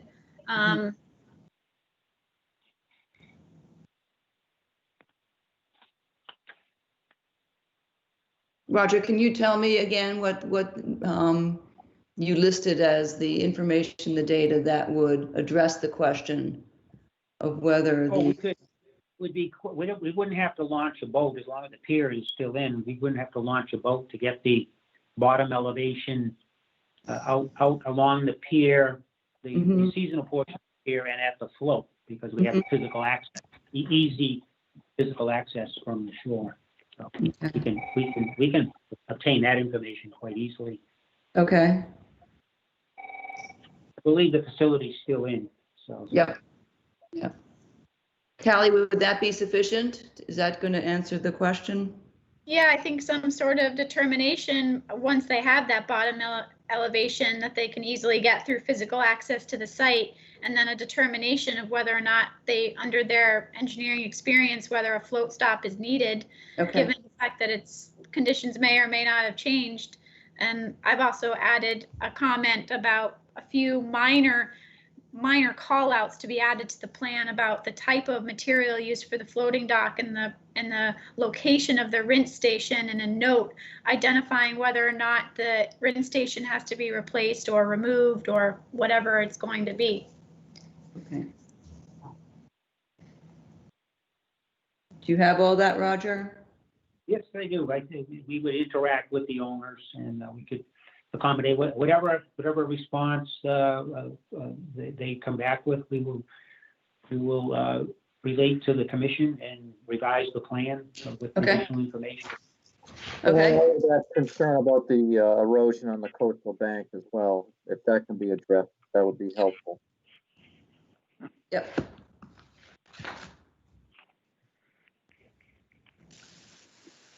And you also said, Bob, the drain pipe. Yeah, the pipe, I don't know, Roger said that would be removed or capped off. Yep. All right, then I would suggest we take this to the next available hearing. To bring it back up again is October 28th. Bob Rawls move that we to continue to October 28th. It's a hearing, I guess. Yep. Kids, second. Roll call vote to continue to October 28th. Commissioner Rawls, Aye. Pitts, Aye. Delvecchio, Aye. Clark. Aye. I vote aye as well. Continued. We'll see you back here on October 28th, and hopefully we'll have answers to all this and we can move forward at that point. Thank you, Roger. Very good. Thank you very much. All right, folks, with that, we will take a very short 5 minutes. Everybody stand up, stretch, move, take your eyes off your screen, look at a distant horizon. Give your brain a 5-minute break. We'll be right back.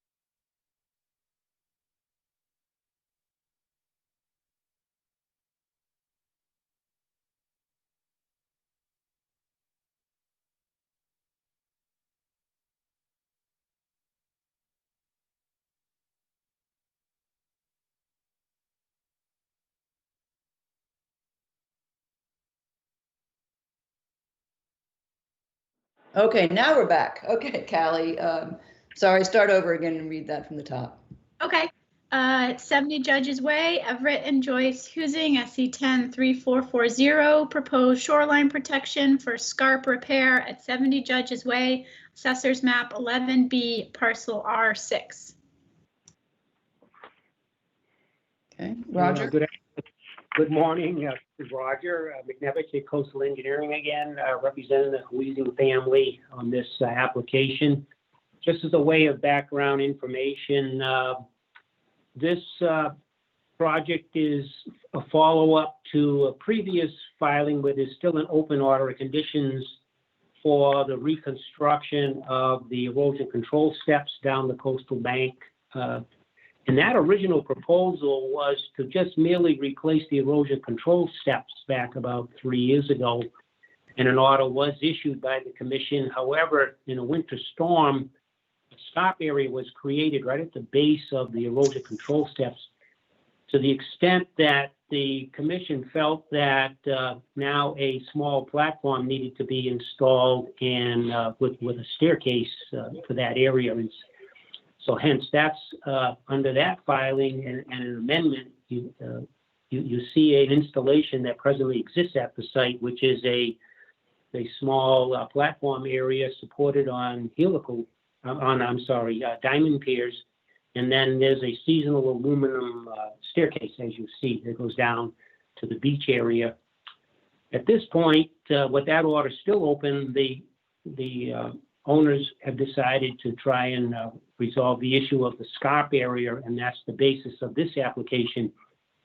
Now, this application is also a bit out of the ordinary in that the owner is proposing to make an attempt first at a lighter duty installation, and then through monitoring, if that works, he would just stay with that installation. Or if the area became eroded again, then he would, under the same order, hopefully have the opportunity to put in a fiber roll installation system, both of which is shown on the plan. The initial installation would be merely filling the void area with suitable soil, and then placing an erosion control mat or blanket, and then through plantings and or seeding the area to try and establish vegetation, so that the coastal bank at the toe here, exactly what's occurring on either side, the natural coastal bank with the natural vegetation. And the proposed plantings would be similar and indigenous to the area, and as recommended by the Barnstable County, planting shown on the Barnstable County. That would be monitored once that was put in and see how it held up. And however, in season or 2 seasons, if it felt that it really was not going to hold up, then the coconut fiber roll installation would be placed, where in fact, maybe you're familiar with that operation, where the fiber rolls are put in, anchored to the embankment with small helicals, and then covered over with sand, and then planted in its own right to protect the coconut fiber roll from degradation. The extent is over a length of about 12 feet is what we're proposing here, just in the scarp area. It's held about 5 feet off the nearest property line. Relatively straightforward operation. This would also serve to protect the diamond pier pins they have the support. So that's pretty much it. This is a relatively straightforward proposal for the commission's consideration.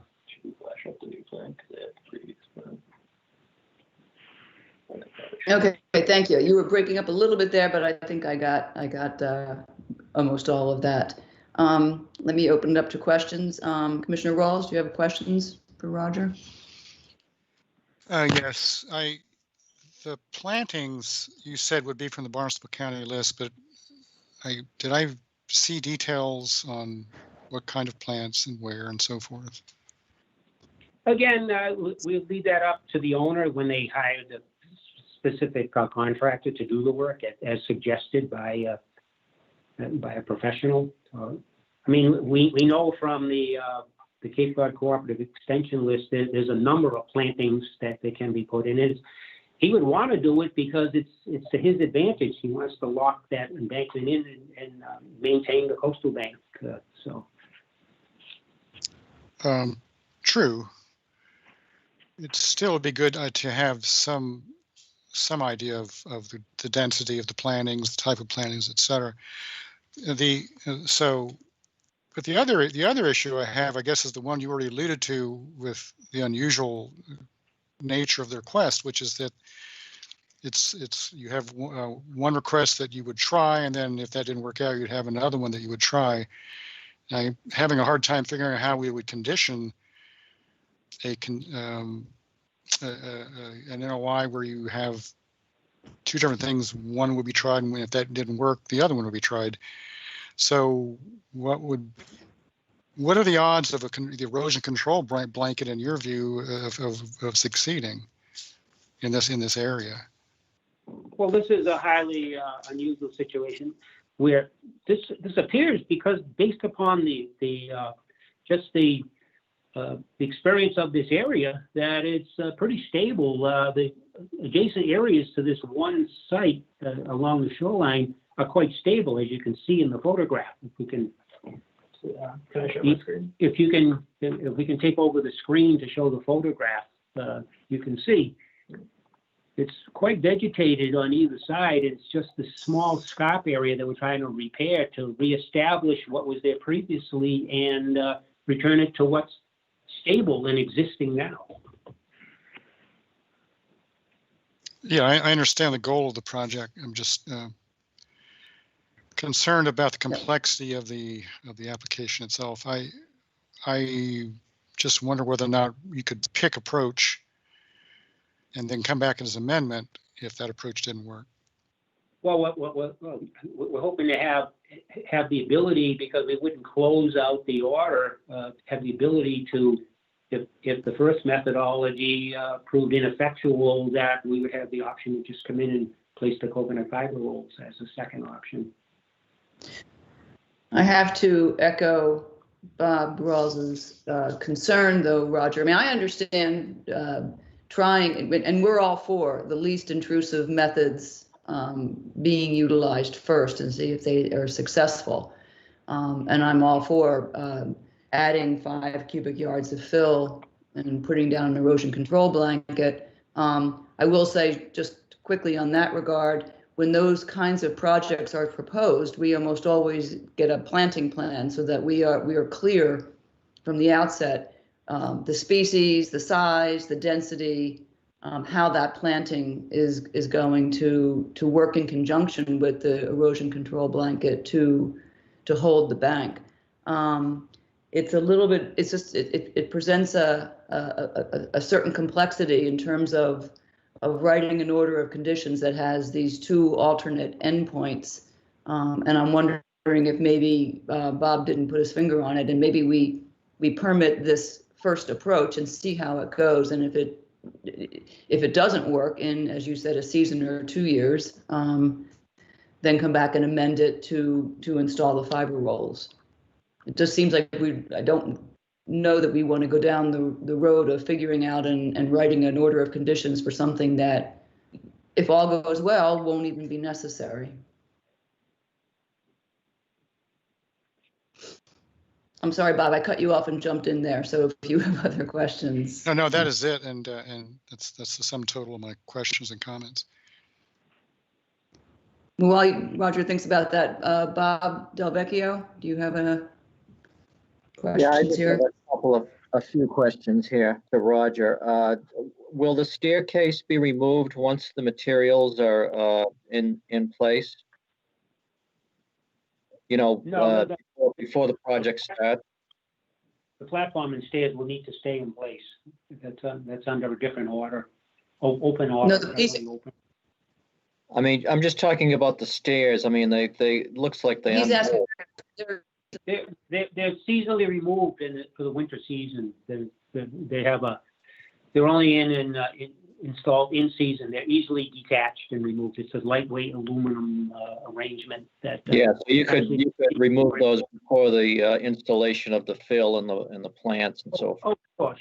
It's easily taken out. You can take it out within 20 minutes. No problem. Yeah, and what about the time of year for the plants? When would you be planting? Well, it still may be season. It depends upon when we get approval. Otherwise, if not this year, it'll be next spring. It'll have to be in the proper growing season. So the work would commence at that point, or would it? Oh, yes, exactly. Right. Okay. And I think maybe that was it for me. Thank you. Okay, thanks, Bob. Joe, do you have questions or comments?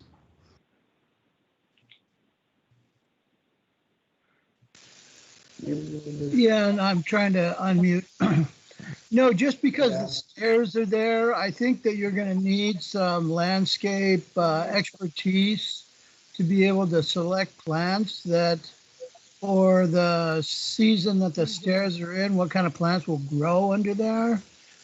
You know, they could really shade out some species and others could do well. So I do think that we would require some kind of further information on the species and the sort of planting plan that you've been told about. Okay, Tom? Yeah, I had one question in particular. I noticed when I was out there that the soil around at least one and possibly two of the diamond spheres was eroding away, which is obviously why you want to stabilize it.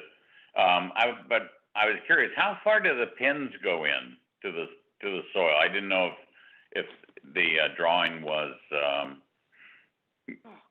accurate in terms of length and so on.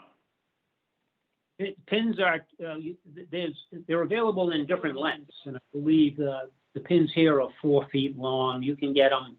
It's just a galvanized pipe, 2-inch galvanized pipe. You can put in an 8 foot long pipe. It's so designed. You got to remember the pins go in 4 different directions. And what's nice about these diamond piers on a coastal bank, it's virtually minimal, other than, this is a special situation, but a staircase coming up the coastal bank, it's virtually very minimal disturbance of the coastal bank because the load bearing is carried by the pins, not by the concrete connector blob that you see. And we've started to use this more and more on our coastal bank installations to forego having to dig a 4-foot deep hole and put a sono tube in and pour concrete and all that sort of thing as far as a footing for a code compliant structure on a coastal bank. So it works fairly well. What's nice about these diamond piers as well, if the landform does drop, the pins can be pulled out, the concrete can be lowered, a splice put in the posts, and then the exact same facility reinstalled. Here we're trying to protect the pins from being undermined. Although even a pin gets undermined, there's 3 more that can easily carry the load until a situation can be rectified. I guess to answer your question, I believe these are about 4 feet long pins in this particular location. Although they can be pulled out and longer ones can be driven in. They're just driven in with a tiny little jackhammer piece of equipment. Okay, I do have a follow-up, if I may, which is what is the soil type in the bank? In other words, I was wondering how much force is bearing on the pins so that they hold things in place. I'm concerned that if it was highly sandy, it may not be structurally very strong. Diamond piers have been around a long time. They migrated from West Coast to East Coast, and they use more and more to the point that they're accepted now by Mass State Building Code and all the building inspectors in Massachusetts. They're readily available. at all lumber yards, these facilities. This is called DP 75. In other words, the concrete blob weighs about 75 pounds. That's the smallest size. They get larger too, depending upon load bearing capacity. These, it's very well documented, the load bearing capacity of these in various soils. It's all analyzed, studied, and documented and published data by the manufacturer of this type of foundation system. Thank you. Okay. Thank you, Tom. Callie, would you like to have any questions for Roger?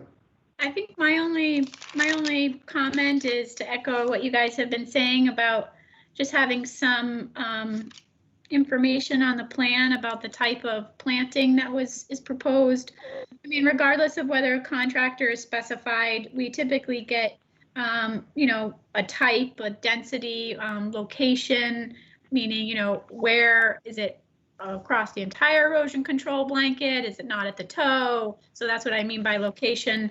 I think that's what we typically get. It doesn't have to be a planting plan or what's often called a land management plan. It doesn't have to be as extensive as that, but I think it should be on the site plan, listed and called out on that site plan with some notes about the plants on the site plan itself. We can do that easy enough, sure. Okay. And while you do that, I'll urge you to think again about the way that this proposal is structured. I know I've already spoken about my concern about the way it's heading down two different courses simultaneously. And part of the reason, I didn't say this before, that it is a concern is I know that this area is relatively stable. However, you know, seasonal storms can affect it. As we've seen here, there can be some significant erosion. So if the erosion control blanket doesn't work and it's 2 years from now, the location and the shape and the size of the scarped area may have changed. And the fiber roll arrangement as it's envisioned at this point in the early fall of 2020 may no longer apply.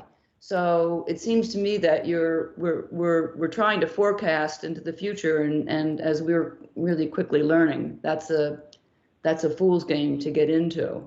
So I would urge you to consider changing this to just sticking with the fiber roll and the erosion control blankets with the fill and the plantings, and see if that doesn't do the job. And if it doesn't, then we can consider what kind of fiber rolls are appropriate at whatever time that decision is made, and do it as an amendment.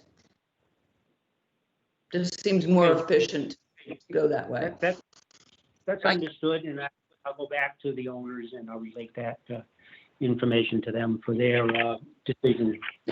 I appreciate the you know where you're coming from on this and trying to be efficient in one filing, but there's just too many unknowns in the future, I think, and I'm hopeful that this first approach is successful.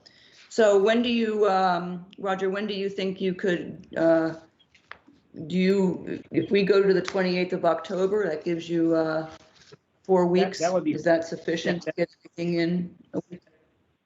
Okay. Okay, is there a motion then to continue to the 28th of October? Rawls move to continue the October 28th hearing session. Kits, second. Okay, roll call to continue to October the 28th. Commissioner Rawls. Aye.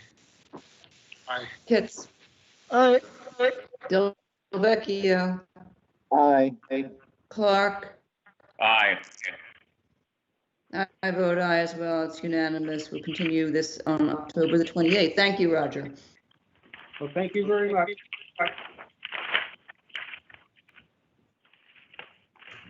Okay, next item on the agenda is 38 Willow Bend, Jennifer and Daniel Campbell, SE 10-3441, proposed pool and patio construction, management of invasive species and mitigation at 38 Willow Bend, Assessor's Map 16D, Parcel 13. Applicant has requested a continuance to October 14th. And we have a motion for continuance to October 14th. Bob Rawls moved to continue to October 14th. Thank you. Kit, second. Thank you. Roll call vote to continue. Third. Commissioner Rawls, Aye. Pitts, Aye. Delvecchio, Aye. Clark. Aye. I vote aye. It's continued to the 14th of October. Okay, next item on the agenda is 125 Stage Harbor Road, Golden Orchard Properties LLC. At the time that I posted this agenda, there is no SE number assigned to the project. Proposed garage addition, proposed construction of swimming pool at 125 Stage Harbor Road, Assessor's Map 14D, Parcel D11. Okay, Callie, can you put the plan up, please? Sure. We also, I think we have a few members of the audience here that that are attending virtually that may want to comment. And I know that several representatives are here for the project. So I'll go ahead and put the plans up. All right, thank you. While you're doing that, yeah, just remind me when we get to the end of the representatives and the questions to not to forget to ask for participants who want to speak. Aye. Okay. David, are you here? I saw him earlier. Yeah, me too. Not getting the list. Oh, here we go. There's the list. I know Katrine Higgins is here from Wilkinson. David Clark is unmuted. David Clark. There you go.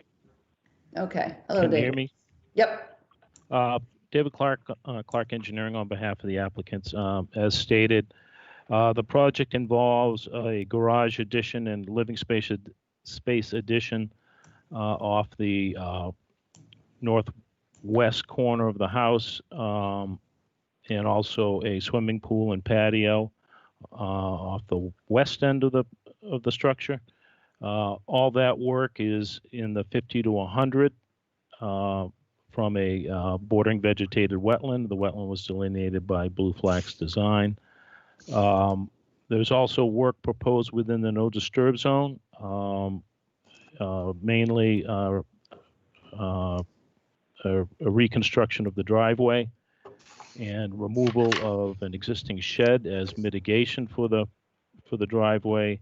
And we're also proposing the pool equipment within the no disturb zone. As stated, 90% of the project is in the 50 to 100. The existing dwelling and driveway separates the pool and the addition from the BVW, and it's also located in a portion of the property that is actually sloping away from the wetland. So this project will have no impacts on the bordering vegetated wetland and any of the wetland functions associated with the BVW. All the work is with an existing lawn, so no natural native vegetation is to be removed. No wildlife habitat will be removed. No trees need to be removed. There is a net increase, obviously, in the 50 to 100, and Wilkinson Ecological Design is on board for a restoration plan and mitigation plan. Within the no disturb zone, there is no net increase in site coverage, even though we're proposing the pool equipment there with the removal of the shed. There is no net increase, so we're maintaining the status quo as far as site coverage within the no disturb zone. So if there's any, one last thing, the footpath out to Cross Street, the applicants wish to install a very low level safety lighting on the path. They frequent downtown Chatham often, and often it's nighttime when they come back, and so they want a little bit of security and safety in traversing that path, as well as a gate on the cross street end.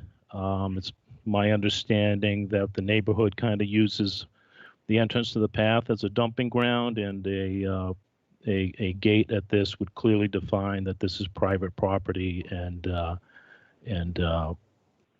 not to be used for such purposes anymore. So I'd be happy to answer questions, but I think Tabitha I think it's Katrine is available to introduce the mitigation restoration portion of the project. Yeah, let's hear that first, and then we'll ask questions about the entire project. Okay.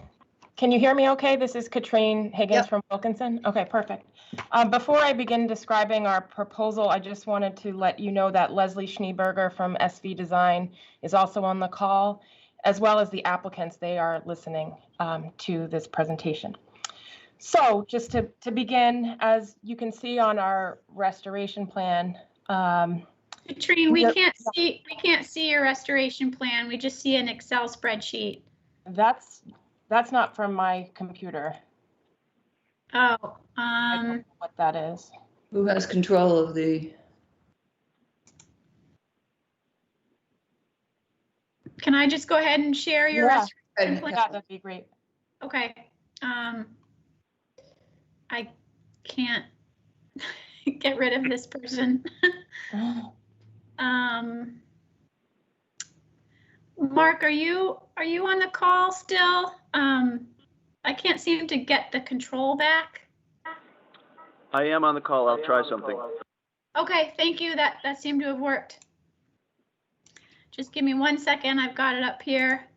Yep. Okay, so I will zoom in, Katrine, as you talk along.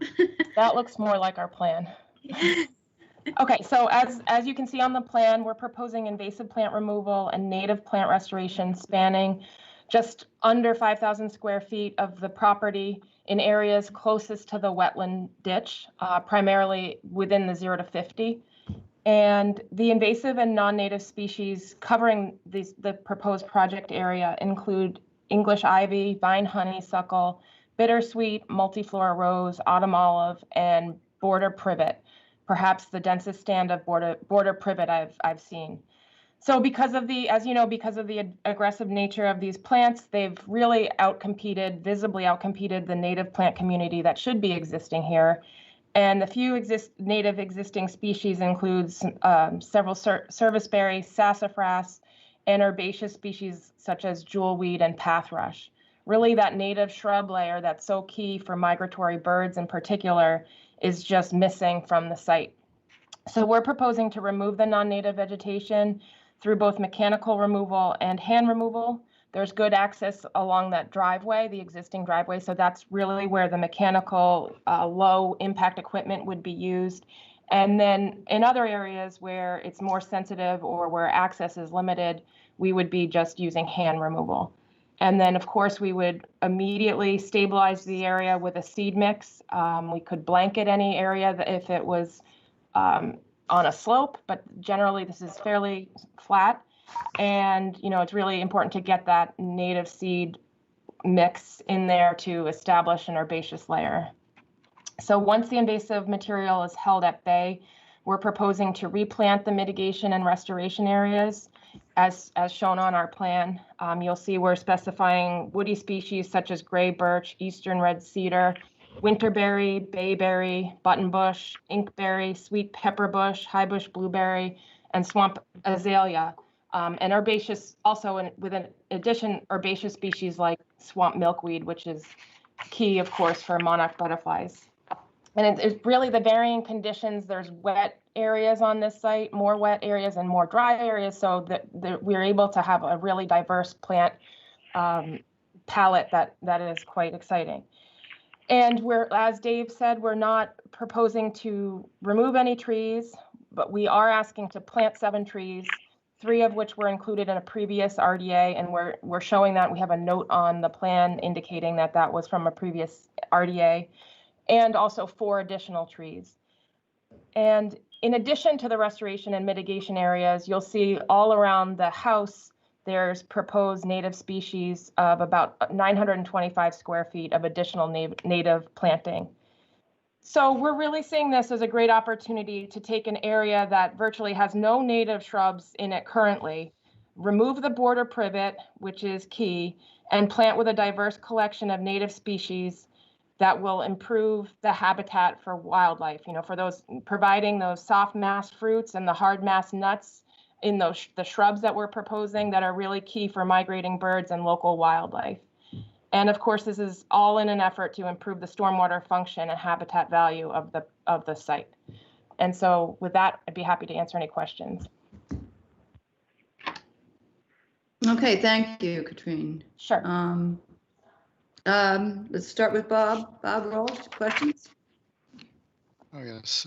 Well, I have many. I don't know if I'm going to ask them all. Imagine they're shared by my fellow commissioners, but I am going to focus on a few, and that is chief of which is that it does not appear to be any alternatives analysis other than do nothing. And so I'm wondering whether or not any thought was given to alternative ways of doing this that would keep the driveway more or less out of the NDZ. David Clarkson, the driveway is already in the NDZ, and so we're simply reconfiguring it. Well, I guess it's expanding, isn't it? Yes, the existing driveway, even if we weren't building the garage, isn't conducive to parking vehicles on the property. I think some of the previous applications over the last 15 years for this property has always included an expansion of the driveway because the site really doesn't lend itself to parking of vehicles. So really, this is the only place on the property a parking area could go, as I don't think anybody was on the commission of one of the previous applications where the owners wanted to install the driveway out to Cross Street. That would have certainly improved the parking situation on the property and also relieve the neighbors to the north of vehicles going through their yard. But we really didn't want to go that route, knowing the obstacles that we had the last time to try to permit a driveway on that side. And also, the house is not getting demolished this time. So it really wasn't conducive to the flow of the property to have a driveway on that side.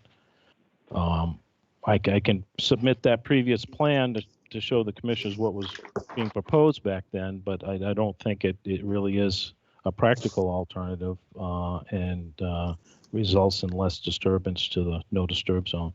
And again, this project results in no increase in structures or site coverage within the no disturb zone. No net increase, I guess. Yeah. There's also a really significant and large beech tree that currently is in the middle of the driveway, and the proposed reconfiguration really protects that.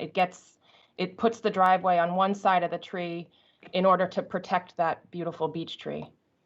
And if I could add to that, this is Leslie Schneeberger. I'm the architect for the project. A driving factor in this project was that beech tree. The garage actually initially had been planned to be a little further out of the buffer and was not feasible, as David can speak to, getting in and out of, because preserving the beech tree was one of the most important things. There's currently, I think when you visited the site, you probably saw driveway all the way around it. And so we looked at ways to aerate the tree roots as much as possible with tucking the driveway back where it is. All right, that's good to know. My other so essentially there is no alternative, so we'll just to be sure of that. in your view.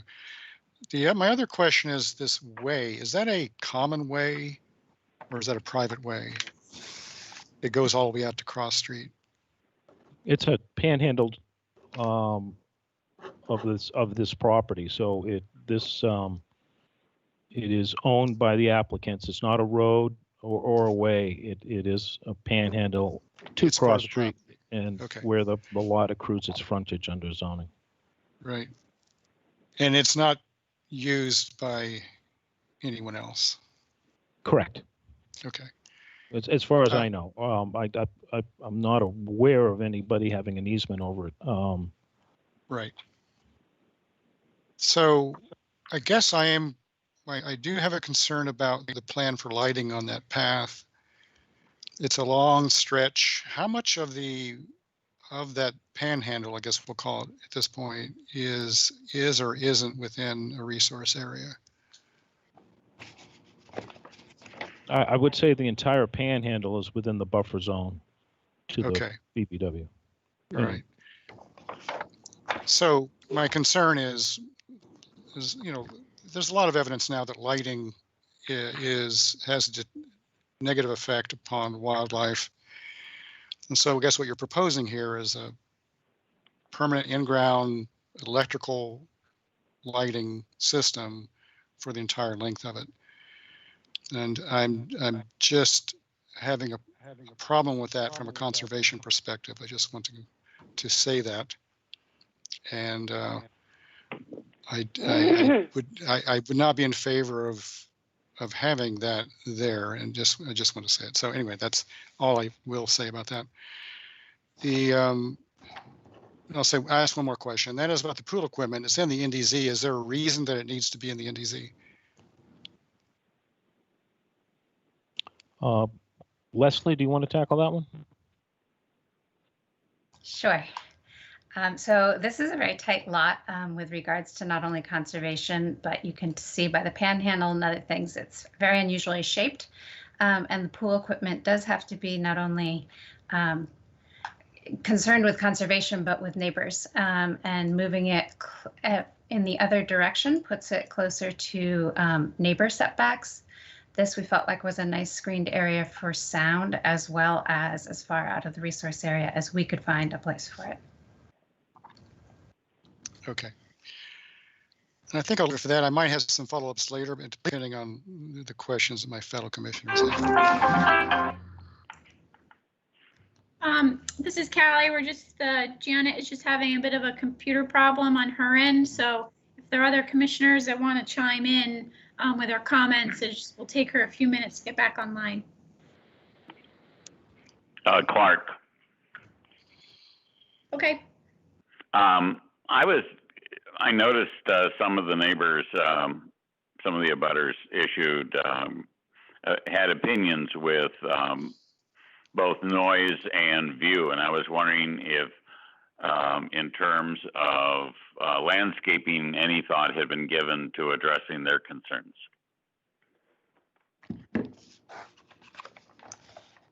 In terms of noise? Noise and or view. I believe one of the neighbors, 150 to 154 Cross Street, commented about the noise. Somebody else commented, I believe, well, there were several comments, I believe, about the lighting of the footpath. But I think that's been addressed, at least, as far as I'm. I believe the noise was the pool equipment, and what isn't shown because it's not being affected is a fair amount of existing plantings in the area where the pool equipment is located. So there is some hedges and things there that will remain, and that will be buffering it, as well as additional native that will cover it. With this retaining wall, it creates kind of a nice area just to make a separation. So plants were the effort to buffer the sound for the equipment, and I believe that was the neighbor's concern. There was also, I remember one of the letters, I don't have it right at my fingertips, where there were comments about the view from their property onto the 125 site. particularly having been opened up by extensive damage done to trees and other shrubbery by some of the nasty storms that we had over the last 2 years. Yes. Go ahead, David. I'm not aware of any abutter having a view easement over this property. I didn't say an easement, David. I said they were commenting on the view. So I think there's already adequate protection in that. I think it's the abutters stockade fence that goes along that entire property line. Yeah, there's a tall fence there, and then we are proposing some additional shrubs like arrowwood in that area that would provide additional privacy. All right, thank you. And in terms of the lighting on the walkway, it is really a safety concern of the applicants. It would be low voltage, downlit, and they're really only interested in having it on at the time that they're walking in the dark along the pathway. So it would be on a timer where they could push a button.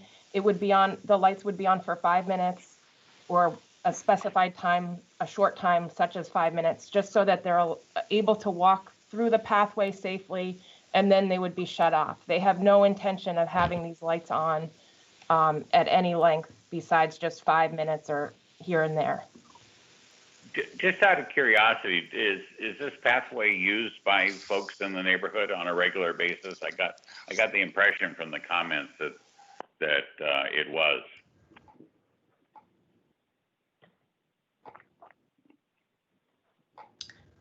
The path is on their property. We don't know who uses it and who doesn't. The fence that's being proposed is because, as was discussed earlier, there's quite a bit of dog waste along this path, and the owners would prefer not to have people walk their dogs there.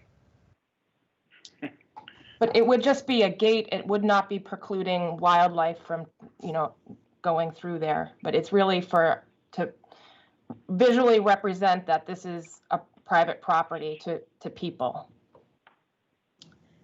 Okay, so I guess what you're saying is that it's not common practice for people in the neighborhood to use the footpath. They would dead end into the people's yard. I'm sorry, say that again. They would dead end into the yard of the house. No, I know that. I'm just talking about the comments that were made and the impressions that they left with me. That's what I was asking about. I got the impression that this footpath was used by more than just the owners or tenants or lessees of those using or living at 125. I see. Are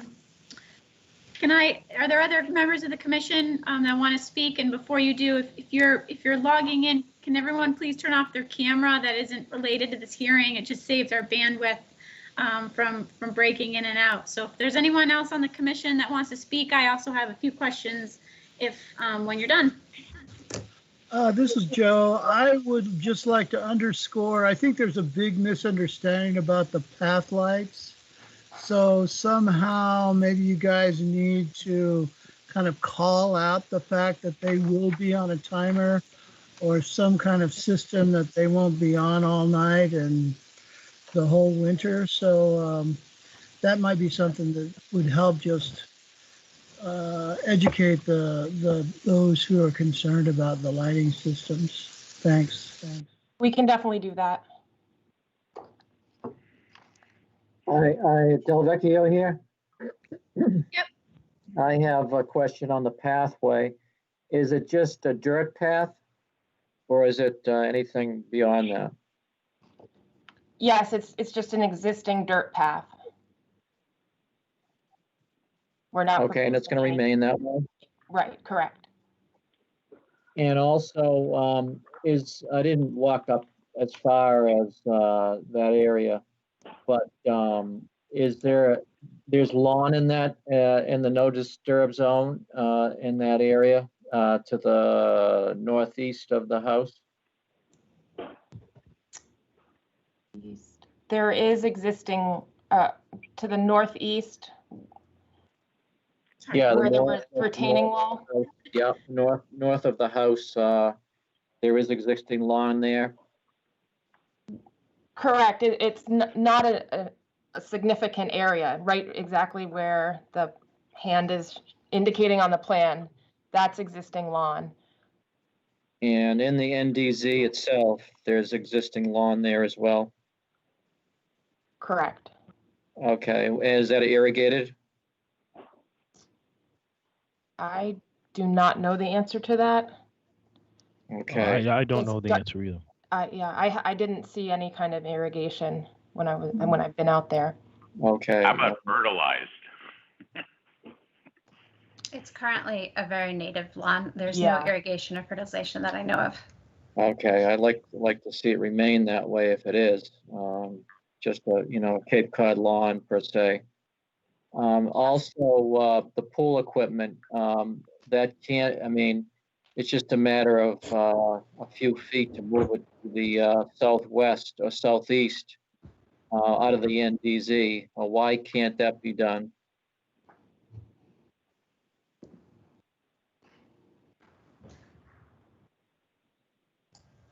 I think as Leslie stated earlier, that we were trying to keep it away from the two closest abutters, and for obvious reasons. Okay. I think that's all I had for now. Thank you. I have a few questions. Janet, are you back online? I'm back. Sorry about that. I'm here. Go ahead, Kelly. Okay. I guess I find it, just in having walked the site, I find it a bit odd that the pool equipment is here, and I understand what the representatives are saying about proximity to the neighbor's house. It's just in a very odd location. It's also it's in the no disturb zone. It just seems odd. I guess I'd like to see, or if the commission wants to ask for more information for why it can't be other places, like by the AC units or actually closer to the pool. And then also, I'm curious about the proposed retaining wall that's down here, that's partially in the 50 to 100 foot buffer. David, what's the rationale for using that? Are you holding a particular grade? Are you bringing in fill for the addition? We're trying to hold a grade. As you see, the land slopes off from the garage corner to the west. So to maintain a relatively flat area for maneuvering purposes into the garage, we need a short retaining wall. It's only 3 feet high. Okay. So it's holding an existing grade. You don't think that there would be an additional fill, a lot of fill that would be needed for that? We're showing about 2.5 feet of fill, I think, or less than that, right at the garage. And then it tapers off to we tried to do it all with grading, but we were just tight on that corner of the garage to the property line, so we needed a short little wall. Okay. And then my last question is, so I may have misunderstood what Leslie was saying before, but it sounds like there may be additional plantings on the property that may be almost in a way like landscape plantings or foundation plantings. Are those on the, I'll try to get there at the same time that I'm speaking, but are they on the Wilkinson plan or not? I believe they are. If you look to right south of the pool, it's a light gray kind of cloudy bubble, and it says approximate location of existing shrubs to remain. Okay. It's a little light, but yeah, it's right there. Okay. So that is to speak to this pool equipment, that is what's dictating the pool equipment in that location. We looked at alternatives, and like I said, we don't want to put it next to neighbors, and we have to conform to building setbacks. We did look at it, Kelly, just like you said, near the AC condensers, but there's some plantings there also that the owners would like to keep, and we're looking to maintain, which preclude the equipment from fitting there, and the existing retaining wall remaining need to have walking path. So we were utilizing the bit of planting that is still there as a buffer and sort of a foundation for it. That's not to say it has to be there, but that was the thinking for why it's there.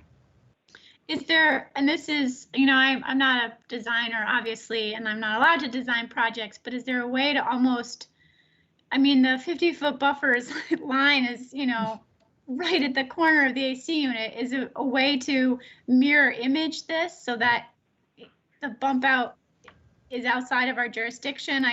You know, I can't speak to noise and proximity of pool equipment to neighbors. I don't have a lot of experience with the noise science on that. So it just seems so close to the 50-foot buffer, just line to bring it over that line would be good, but that's ultimately up to you guys in the commission. Yep. Do you have other questions, Callie? No, I'm good.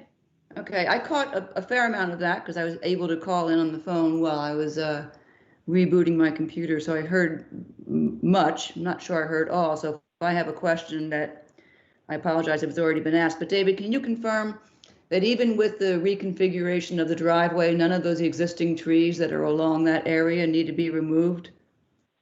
I believe there's a Leyland cypress that's coming out. Is that correct, Katrine?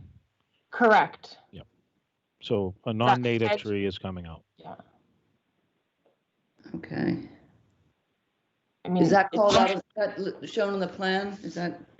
I was considering that a large shrub, but that is in our LMP. We talk about its removal. It's right along the driveway, just to the north of the driveway.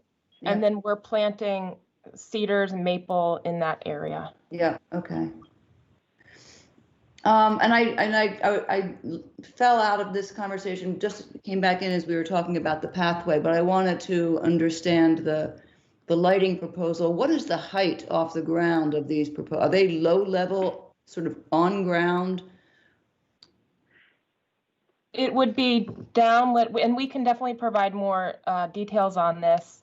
They would be on some sort of a system where someone using the pathway at night would press a button, the lights would turn on for a certain amount of time, say 5 minutes. The person would then be able to walk down that pathway, you know, the owner of the house, because this is private property. Yeah. They'd be able to walk down the pathway. I did hear that part about the 5 minutes, and that's reassuring. But what is the height? Are they above head level, or are they ground level? I believe we can provide these details, but they would be very low, minimal along the pathway. Yeah, I'd need to see. I'd like to see. Definitely not tall. You know, just to yeah, show. Having any kind of lighting in there is troublesome.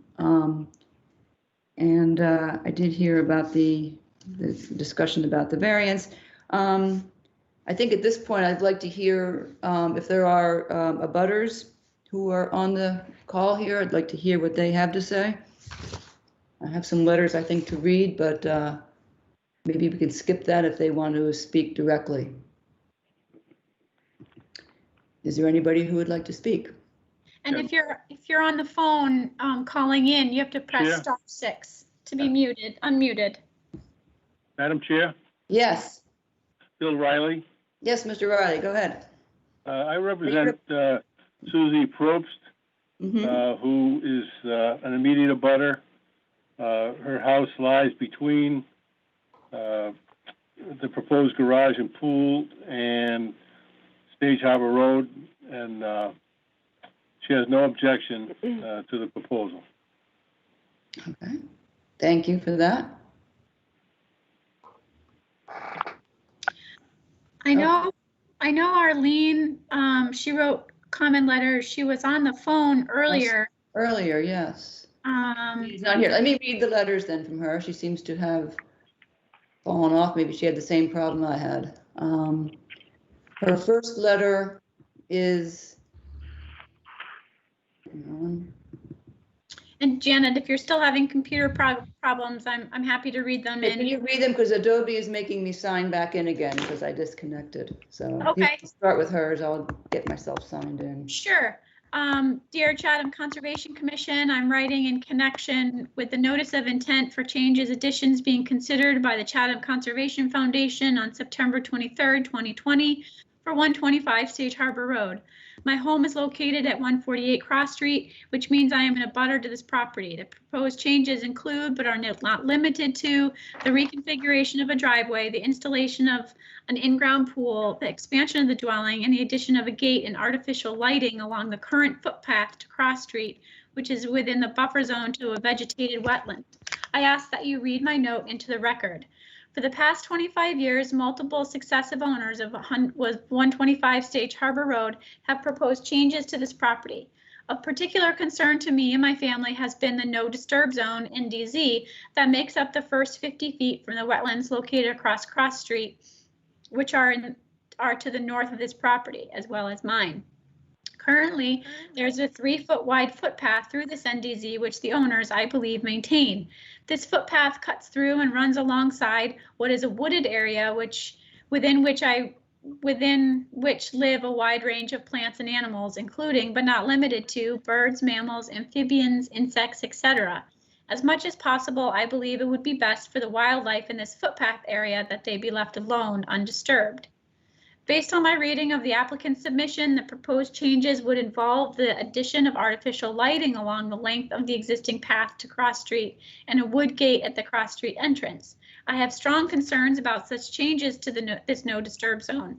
The addition of even low voltage, low lumen artificial lighting would alter the very nature of this wonderful wooded space, and such an addition would alter this habitat in ways that would not be beneficial to the area wildlife. Artificial lighting in a nighttime environment can induce physiological responses that have harmful impacts on plants. Artificial lighting can severely disrupt several life cycles of a range of animals, including their feeding, breeding, and communications. Many animals depend on the darkness. According to the National Institute of Health website, we humans should keep lights away from wildlife habitat. According to the website for a lighting company, Illuminations USA, adding artificial light will reduce the nighttime cover that wild animals have from predators, so wild animals will be hesitant to approach what in this case is essentially their own space. To read more about the harmful impacts of light pollution on the environment, I've looked at the following websites, and she identifies 4. Flashlights or flashlight apps on people's phones can easily make it possible for the new owner or guests to use this pathway at night without adding their artificial lighting to the no disturb zone. Just because artificial lighting can be added to such an area does not mean it should be. We humans are already messing with the wooded habitat enough already. In addition, I am concerned about the attention that this proposed lighting and gate will call to what currently is a footpath that the general public can, thank goodness, easily miss. The proposed lighting and gate will likely attract many more unwanted visitors to the footpath, both during the day and at night, than the current level. With the lighting and gate, these unwanted visitors might, for example, mistake the footpath for a shortcut to Oyster Pond. This type of additional footpath traffic would disturb the wildlife in this no disturb zone unnecessarily, as well as those of us who live nearby. If a gate is deemed essential, would it be possible to put the gate on the other end of the footpath nearer to the owner's dwelling? Regardless, the proposed addition of trees and shrubs to the property, I would ask that the owner, as much as possible, keep any new plantings along the northeast border with my backyard well off the property line. I ask this so that when plantings grow to maturity, ideally they don't end up hanging into my backyard, thus requiring me to cut them back. I wish the new owner of 125 Sage Harbor Road good luck with this project. Best regards, Arlene. Okay, thank you. Okay, that was. I'll pick it up from here to give your voice a little bit of a rest. Okay. Arlene Lynch wrote again, following up the following day, September 22nd, noting that I've spoken with David Howard of 143 Cross Street, my neighbor who received the abutters information regarding 125 Sage Harbor Road. In addition to myself, he also opposes any illumination of the natural wetland path leading from the aforementioned property to Cross Street and the proposed gate. His mother passed away recently and he's handling the details for her final arrangements and asked me to write on his behalf. We've also heard from Elaine Gibbs. who says, I may be unable to attend the meeting tomorrow. I am the immediate abutter to the southwest. My address is 150, 152, 154 Cross Street. I've owned the property for 38 years. I've lived here full-time for 20 years. 125 Stage Harbor was originally built in 1946 as the carriage house to my home and is therefore in close proximity. I was unaware of this project until I received the abutter notification from Clark Engineering. If the commissioners have not done so, I urge you to visit the property since it's been staked. I was surprised at the magnitude of the project considering the environmental limitations of the lot. It appears that my property will be the one most adversely impacted. By way of recent history over the past 3 years, 125 Stage Harbor, 148 Cross Street, and my property were all severely damaged by 3 major nor'easters in 2018 and from last summer's tropical storm. Based on the destruction to the 3 properties, including the wetland area, it's believed that a microburst came up the hill from Oyster Pond to the immediate left of my house and touched down on all 3 properties during the storm last summer. The degree of damage to our properties and the habitat were devastating. At least 24 trees were lost during that storm, including many within the no disturb zone and the buffer zone, as well as my 90-foot linden and a number of Leland cypress and spruce trees along the property fence near the proposed pool area, home to a variety of birds and various small mammals. The trees also acted as a sound and sight buffer between the properties and were crushed when the linden fell. During the winter nor'easters of 2018, another 90-foot tree located where the pool and patio are planned fell onto our property, crushing my car, fence, and a mature cherry tree. I have 2 concerns about this proposal. 1, I disagree that there will be, quote, no loss of meaningful wildlife habitat because of this project. I'm not sure how meaningful is defined. The addition, pool, and 2 patios are all 100% within the 100-foot buffer, and the pool equipment is in the no disturb zone. The trees lost were used for nesting of many birds and small animals. Having lived here for 38 years, I can attest to the loss. The damage sustained to this area in terms of wildlife disruption has been profound. It was only this summer that began to come back. Deer use the path to Cross Street all the time. Bees, butterflies, goldfinch, chickadees, rabbits, squirrels, cardinals, robins, blue jays, harriers, red-tailed hawks, owls, a family of 7 turkeys, 6 born this spring, deer, coyote, and fox regularly use and reside in the wetlands no disturb zone, buffer zone, in my property. They finally begun to find their way back after having been displaced. There's no indication how long this project will take. In my opinion, both the construction and the final product will end that safe haven and the wildlife will be driven away. With regard to the impact on my property as an abutter, the pool, patio, and addition are all completely within the 100-foot buffer zone. If that's permitted, I don't know what the point of a buffer zone is. The pool is 15.5 feet and the patio 8 feet from my fence. I don't see any indication of a pool fence in the drawings. The pool equipment is located in the no disturb zone with no vegetative buffer indicated. There are no longer any evergreens along the fence to act as buffers between the properties, as they were all destroyed in the microburst when the linden fell and none are planned. 3 of my home's bedrooms directly overlook the pool patio area. Because this project is a second residence with the owners residing in California, the property is listed as a rental and was rented this summer with a proposed large addition which appears to be 2 stories. And the pool and patio so close to bedrooms in my home, I have serious concerns in terms of noise, privacy, and wildlife disturbance affecting my property. I respectfully disagree that, quote, no reasonable alternatives exist within the site that would achieve the project's purpose. Seeking input from abutters from the beginning of the planning process would have been appreciated. I believe that with a slightly smaller addition, there is sufficient room to shift the pool and patio to the northwest outside of the buffer zone, locating it in front of the new addition instead of the existing structure, to protect the wildlife that remains in the buffer zone, reducing the potential for noise, and that the pool equipment be moved to the north side of the addition out of the no disturb zone. This property had known environmental limitations when it was purchased. I asked the commission to consider the environmental damage and the disruption already incurred to the area prior to the purchase of the property, the current fragility of it, the fact that this entire project, the addition, the pool, and the patios are all within the 100-foot buffer zone, potentially causing further disruption and the negative impact to my property and its wildlife. And finally, we have from Dottie Evans, we've only now received the abutters notice of intent about this proposal. It was sent somewhere, that's okay. In an effort to catch up, we've tried to contact the commission.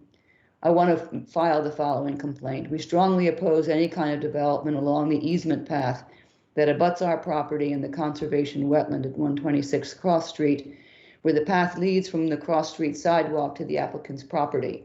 Back when a previous owner wanted to put a driveway from this property along the easement that would egress onto Cross Street, we and other abutters protested strongly. After a hearing before the Conservation Commission, the proposal was defeated. Our objections to the development of this path and easement have not changed. The wetland is a sensitive water course that eventually drains into Oyster Pond. Not only is it a safe refuge for migrating birds and home to many native creatures, it's a welcome buffer for all of us in the neighborhood where so many houses have been built relatively close together. When we bought our property in the early 1980s, the fact that a wetland was included in the acreage was for us a huge plus. Through the years, we have tried to protect it. Furthermore, we most strenuously object to the proposal to install any kind of lighting along this easement, as well as to the installation of barriers or gates at the cross street end. These, quote, enhancements, end quote, can only be considered intrusions detrimental to local wildlife and to the integrity of an already conserved wetland in what is basically a quiet neighborhood. The problem of light pollution is to be considered also. Please let us know when we can come, etc. I think that's it, Callie, for the comment letters. That's all I have. Okay, yep, that's all I see. Is there anybody else who wishes to speak at this point to this application? Okay, hearing no one. Where do we end up? So I have that more information is going to be provided on the lighting and the timing for the lighting, and I would imagine the installation of the lighting.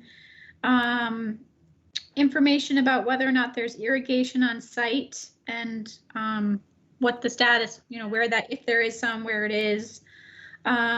Reconsideration of the pool equipment, the placement of it, and then the one outstanding item that I don't think we've discussed is a pool fence. I haven't had a chance to quickly look back if there's an auto cover on the pool that's proposed. David, do you know? Doesn't say. There is an auto cover. There is an auto cover, so there's no fence. Correct. Okay. So yeah, the lighting, the irrigation, and the pool equipment placement. Yep. Janet, I have a question on the gate as well. I'd like more information on the gate. They're Yes. talking about the access for deer and so forth, Yes. which would prevent that, access from happening. Sure. Okay. Anybody else? Anything? Yeah, Tom. Yep. Go ahead, Bob. Just a couple of things. One is that I think that the lighting plan is shown in the planting or the mitigation plan, but not the site plan. So I think the proper place for it, I think, would be on the site plan, or perhaps both plans. And then one thing that we haven't talked about is whether there's a need for handling increased runoff from the addition, from the patio, and so forth, and being right next to the resource area. Was there any effort made to capture runoff?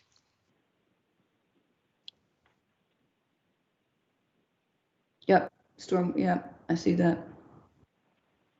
David, can you provide any information on that?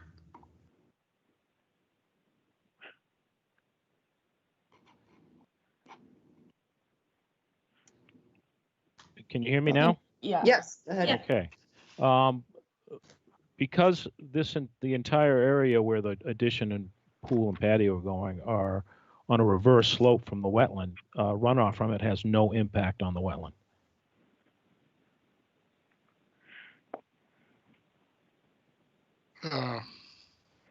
Other than through infiltration, I suppose. Pardon me? Other than through infiltration of rainfall. Well, I'm sure groundwater is flowing towards the oyster pond, a couple 100 feet away. Okay, well, anyway, your point is taken, so we'll take note of that.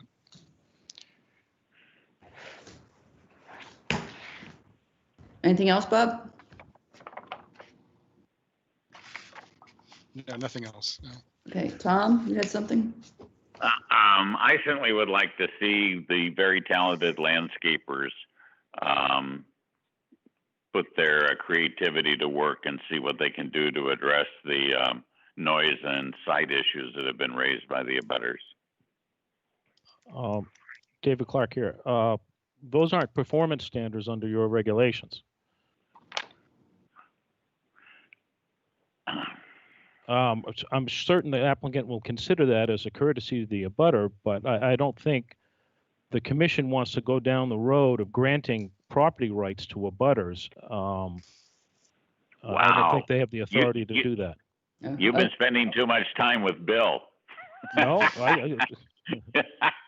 no, I was asking that they take it into account. Oh, yeah. I'm sure they will, but I just okay. Wanted to point out that that's all we have to do with this, David. Okay, we're clear. It's not a performance standard, but they will consider it when they come back. Anything else? Anybody have anything else that we need them to do? If not, do we have a motion to continue to October 28th? Bob Rawls motion to continue to October 28th. Kits, second. Roll call vote to continue to October 28th. Commissioner Rawls. Aye. Kits. Aye. Delvecchio. Aye. Clark. Aye. I vote aye as well. We have our list and we will reconvene this on October 28th. Okay, the next item on the agenda is 95 Skyway, John and Laura Keating, SE 10-3438. Proposed construction of second-story sunroom, reconstruction and expansion of existing deck, consolidation of retaining walls and mitigation in 95 Skyway, Assessor's Map 10F and Parcel R5. I know that Dan Croto is here on the call. He's unmuted.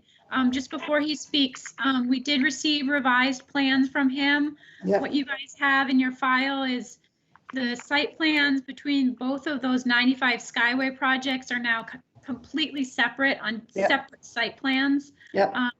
This was continued to this hearing for just some minor reviews of what was already discussed at the last hearing. Yep, the stairs have been removed, the area calculations have been updated.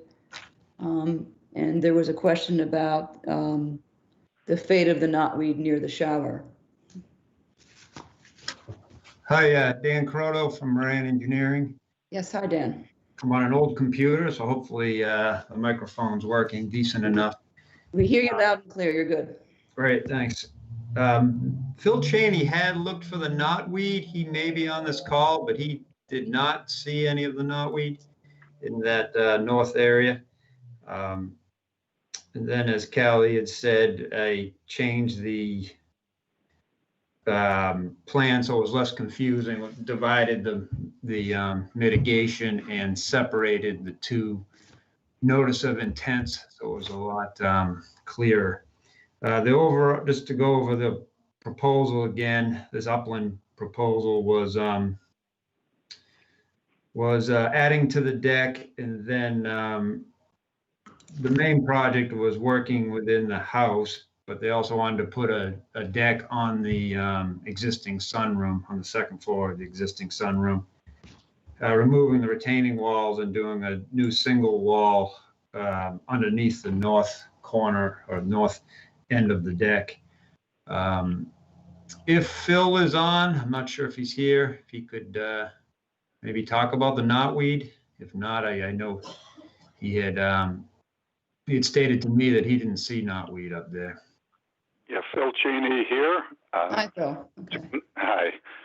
Just to confirm, yes, I studied all over the site, could not find any knotweed. I did find a couple of strands of bittersweet here and there, which I would expect to find most anywhere, and be sort of a typical removal as found situation. But so I'm not sure where the knotweed was identified, but I could not find any. Okay. Okay.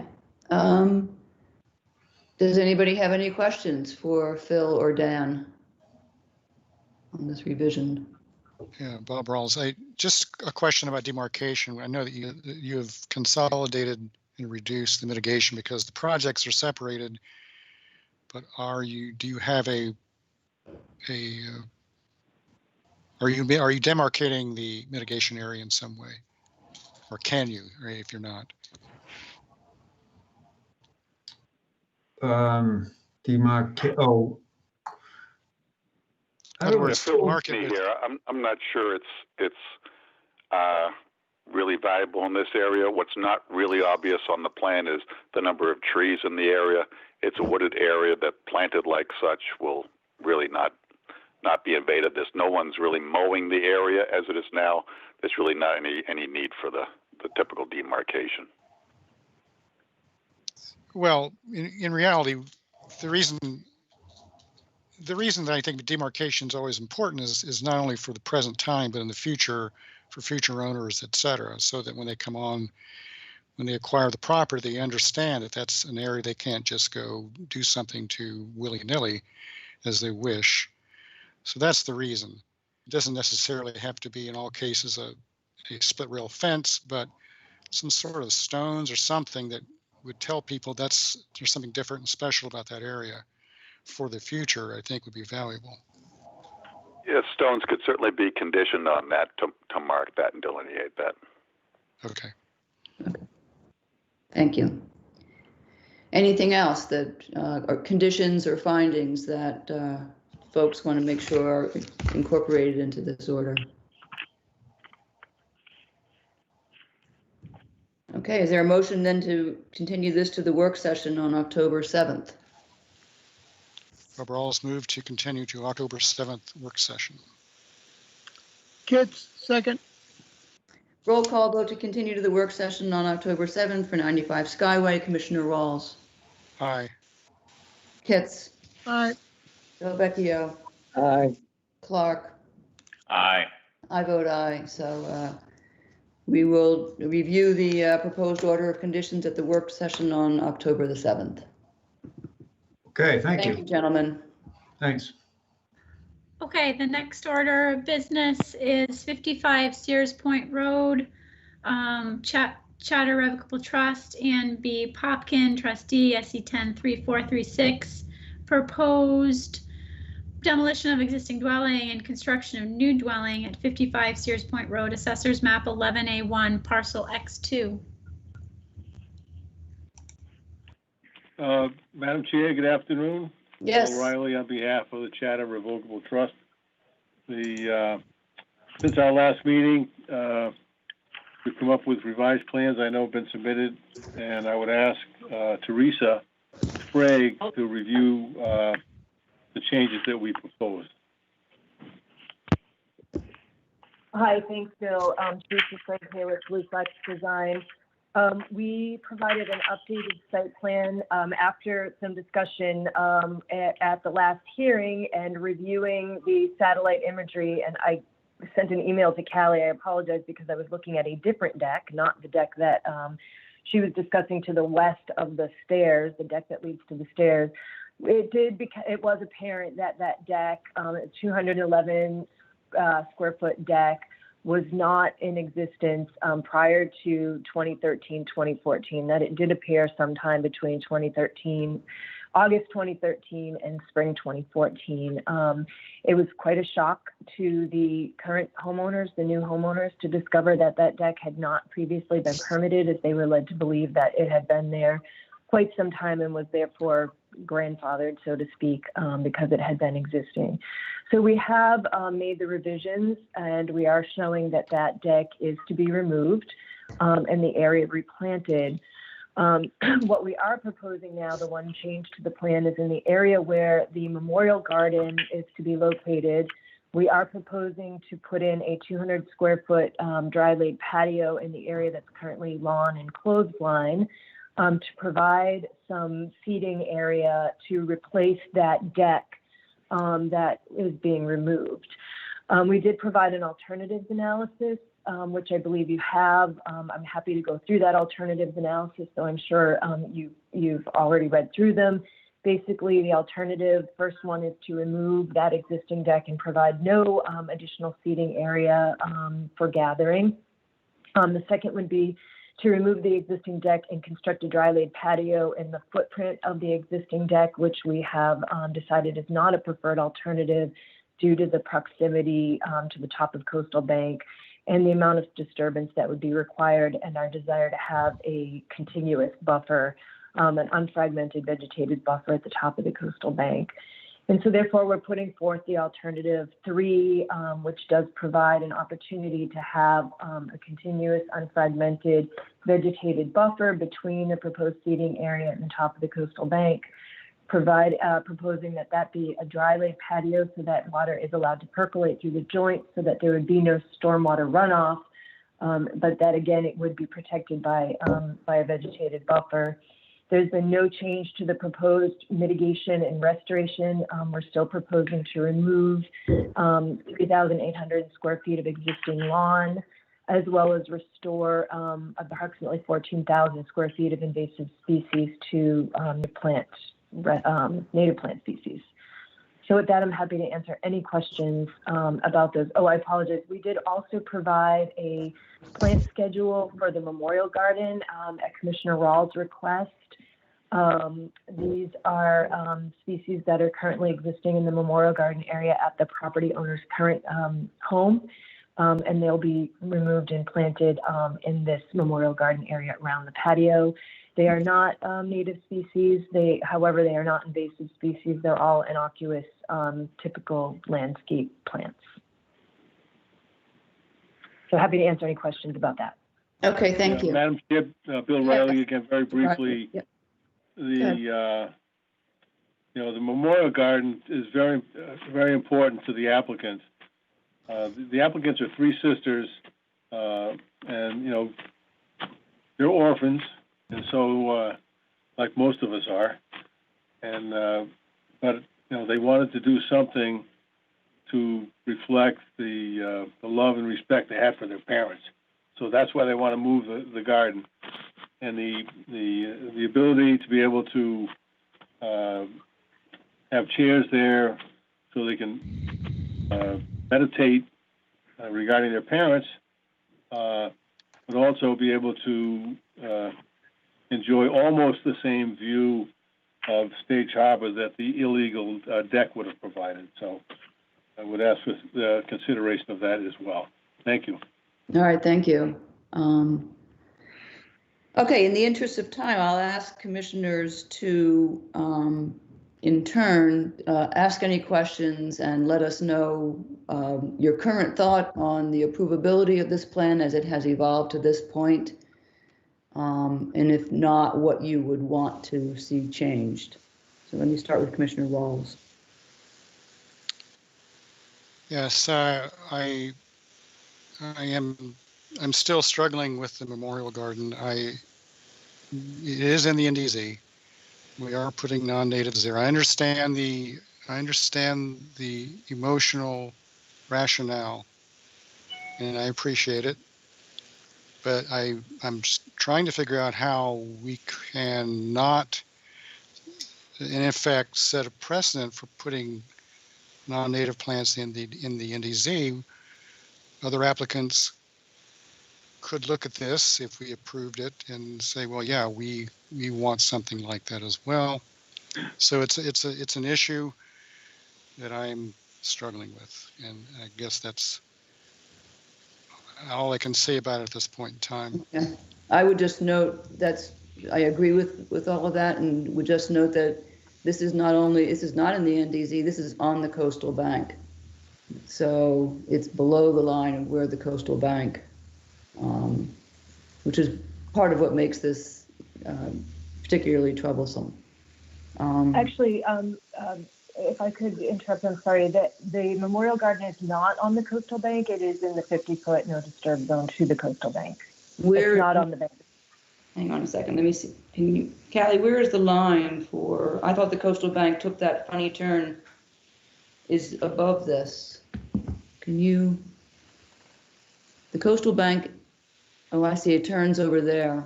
Okay, so it is in the NDZ. I stand corrected. I see where, okay, the coastal bank comes up closer to the house on the other side. Right. Okay, got it. Sorry about that. Joe, what is your take on this, and do you have questions, or what is your comment about the proposal? No, I agree with both of you about the memorial garden. I mean, I think it's a lovely idea, and I don't mind having the memorial garden approved for there. It's the non-native plants that I don't know why they can't bring the plants with them and put them in another special spot in around the house somewhere. That's it. Okay. Bob Del Vecchio?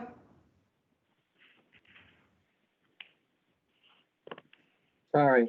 Yeah, I have a question on the demarcation of the meadow and so forth. I think that was one of the items I talked about the last time, and I don't, forgive me if I'm wrong, but I don't see it on the plan. Madam Chair? Yes, go ahead, Bob. Bill. The method of demarcation we decided upon, or the applicants decided upon, was metal edging. As you can see, I mean, the native meadow, obviously, it's a very long front facing the house, and the applicants, they're not obligated to do the native meadow. They want to do the native meadow, but they don't want to effectively divide their property with a fence. And so their thought was, as suggested by Teresa, actually, they would do 4-inch metal edging that you would use to demarcate a lawn area from a garden area, for instance, and that would be, we think that would be sufficient, along with vigilance by the property owner, to keep the errant landscapers from mowing down the native meadow, other than the one time a year it would be mowed. Sure. Is that on the plan? Is that noted on the plan? I believe it is. It is. Teresa. Yeah. Yes, so sorry to interrupt. There's a revised note, September 14th, 2020, the restoration area boundary will be demarcated by in-ground edging. Okay, terrific. Thank you. That's all I had. All right, thanks. Tom? Yeah, thank you. Looks like about a quarter to a third of the house is going to be in the no disturb zone. And that would be something I would oppose.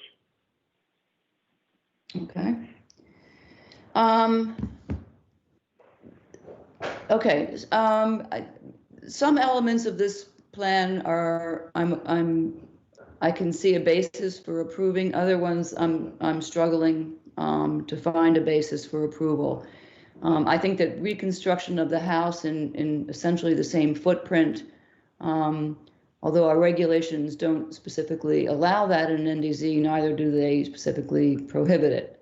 So I understand the constraints of this lot, and while I think that this presents the owners an opportunity to move the house further away from any potential problems, the practice of the commission has been to allow reconstruction in the same location. So I'm less troubled by that. I am more troubled by swapping out the unpermitted deck for a dry-laid patio. I too understand the intent and of the memorial garden, and I think it is a lovely idea.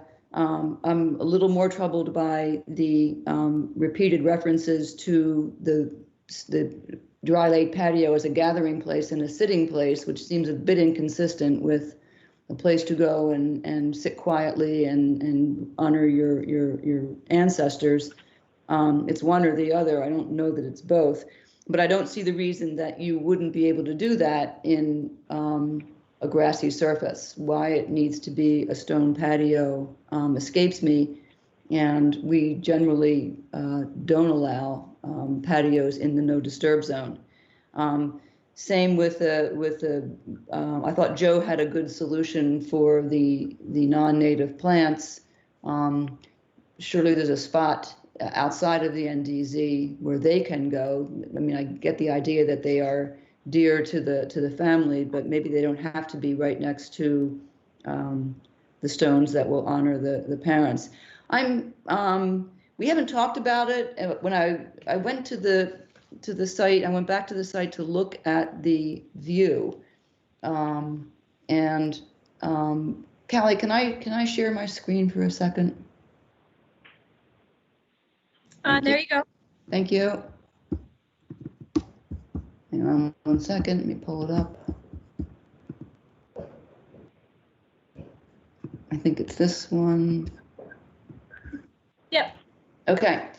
So the first thing I noticed, I was standing in the spot where the deck will be located, and noticed that while the view is spectacular, you don't actually have a view of Stage Harbor Lighthouse until you get down to the stairway.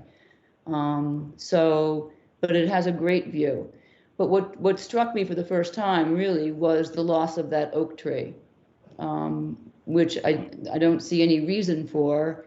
It's only minimally obstructing the view. In a couple more years, it won't do that at all as it gets taller. And the loss of a substantial tree like that in the no disturb zone, without any justification, is something that I just don't think I can support. So I would be opposed to that particular element. So the tree, the patio, and the non-natives are the three elements that I haven't been able to find myself a basis for approving. So I can. Madam Chair. Yeah. I believe Teresa has opined that tree, because of the effects of the salt that would blow on it, is not going to grow any taller. It's going to continue to block the view from the house. And that is why it was proposed to be removed. But I'd ask Teresa to weigh in on that.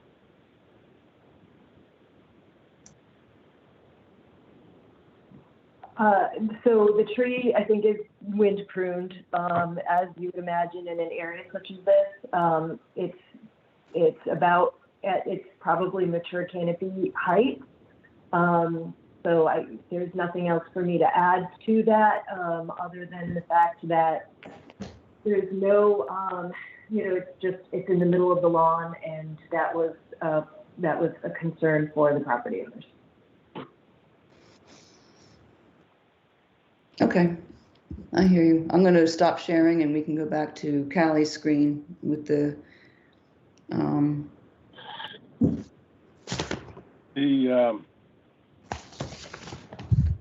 Madam Chair, since it's 12:30, let me propose a brief break so I can consult with my clients. Okay. If it's okay with you, we will move on. Certainly. Circle back to this when you've had a chance to have a consultation. All right, thank you. Okay, thank you.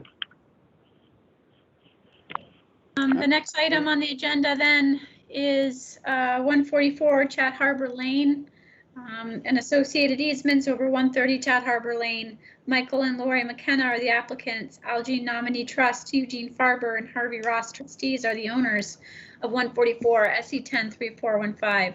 Reopening after re-advertisement for the proposed improvements in the associated easement over 130 Chat Harbor Lane and proposed raising of an existing structure, restoration of a coastal bank, and property redevelopment at 144 Chat Harbor Lane, Assessors Map 5B, parcels 10A, which is 130, and 10, which is 144. Okay, thank you for all that.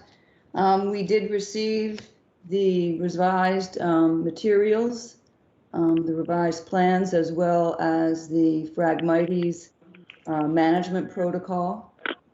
Even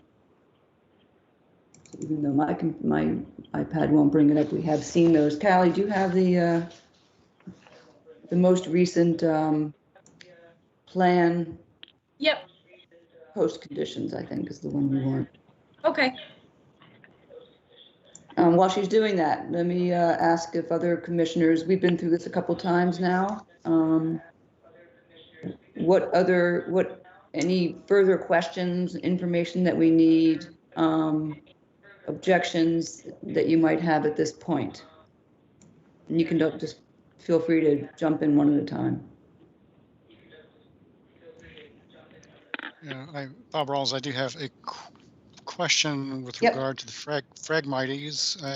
I'm a little unclear. I think there was discussion at one point about ongoing treatment or ongoing efforts to prevent future incursion of Phragmites into the wetland area and over the beach where it is now. I'm going to interrupt you, Bob, and ask if somebody can ask Bill to, is that Bill Riley's phone that needs to be muted?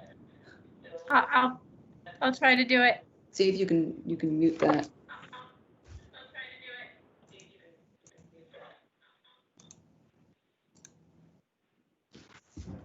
All better. That's better. Okay, carry on, Bob. Yeah, so I'm just looking, I thought that the applicant even made some statements with regard to, or questions about whether there could be some sort of ongoing subscription, annual maintenance plan or whatever to keep the Phragmites in bay. I'm just wondering if that is still in consideration here. If so, is it reflected in the plan? I couldn't quite find anything that extended beyond the normal 3-year period. All right, this is Mike McKenna. I did ask that question if it could be put into a maintenance program, whether it's annually or semi-annually, and that was the response was in the affirmative. So Lori and I are in agreement that we would be agreeable to go ahead and make that as a condition, that we would go ahead and sign that contract with Crawford. So that's great. That's great. And so we could, I guess the question is whether it should be part of the submittal or whether we will simply handle it with an ongoing condition. And I guess I don't have an opinion either way on that. That's good news. Sorry to interrupt. That's I right. think an ongoing condition would be the best. Yeah. Okay. Yep. I guess this is a complex project. I think in general, when I look back to the Woods Hole recommendations, that we have done a lot towards being consistent with those, with as the plan was revised, and the fact that the view corridor, I guess, it's essentially lined out. The plants that would go in place of the view corridor are not there at the current time. As long as it's clear that nothing's going to be cut down for the view corridor until the structure is, I guess, the house is built. And then, as is typical with previous projects like this, we meet there and discuss what the choices are for having a view corridor. Yep. Okay. That's it for me. Okay. Any others? This is Kits here. Have we solved the problem about the pipe that goes under the road? Well, we have a protocol now for emergency repairs to it. We also will have a condition in the order requiring a camera to be lowered in there to try to get an assessment of the stability, the integrity of the pipe as it currently exists. Having said that, there's no way that can tell you a lot about the load-bearing capacity of that pipe. It will tell you if it's cracking, if we can see if it's really in bad shape, in which case that would trigger a very different project outside of the scope of this. But hopefully, photographing it pre-project, the protections of the steel plates during the project, the emergency protocol if things go badly, and then a final assessment post-project and see if any changes have taken place. Should about cover it, I think. All of that goes into the order. Yeah, So I just wanted to add something. I just wanted to add something when Joe, you're done. Well, I was wondering whether or not we should have a pre-pipe photographic evidence now, so we know what we're talking about. And I mean, I get the sense that the neighbors are very concerned about that pipe, and you know, this. I think that having the sort of data and being on the record of this is the status now would make a lot of people feel much better about it. Hi, Thad Eldridge. We don't know when this project is going to start. What's going to happen with that pipe between now and then?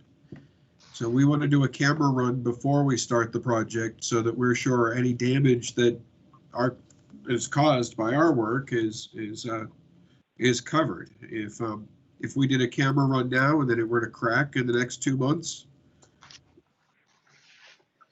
it would be useless.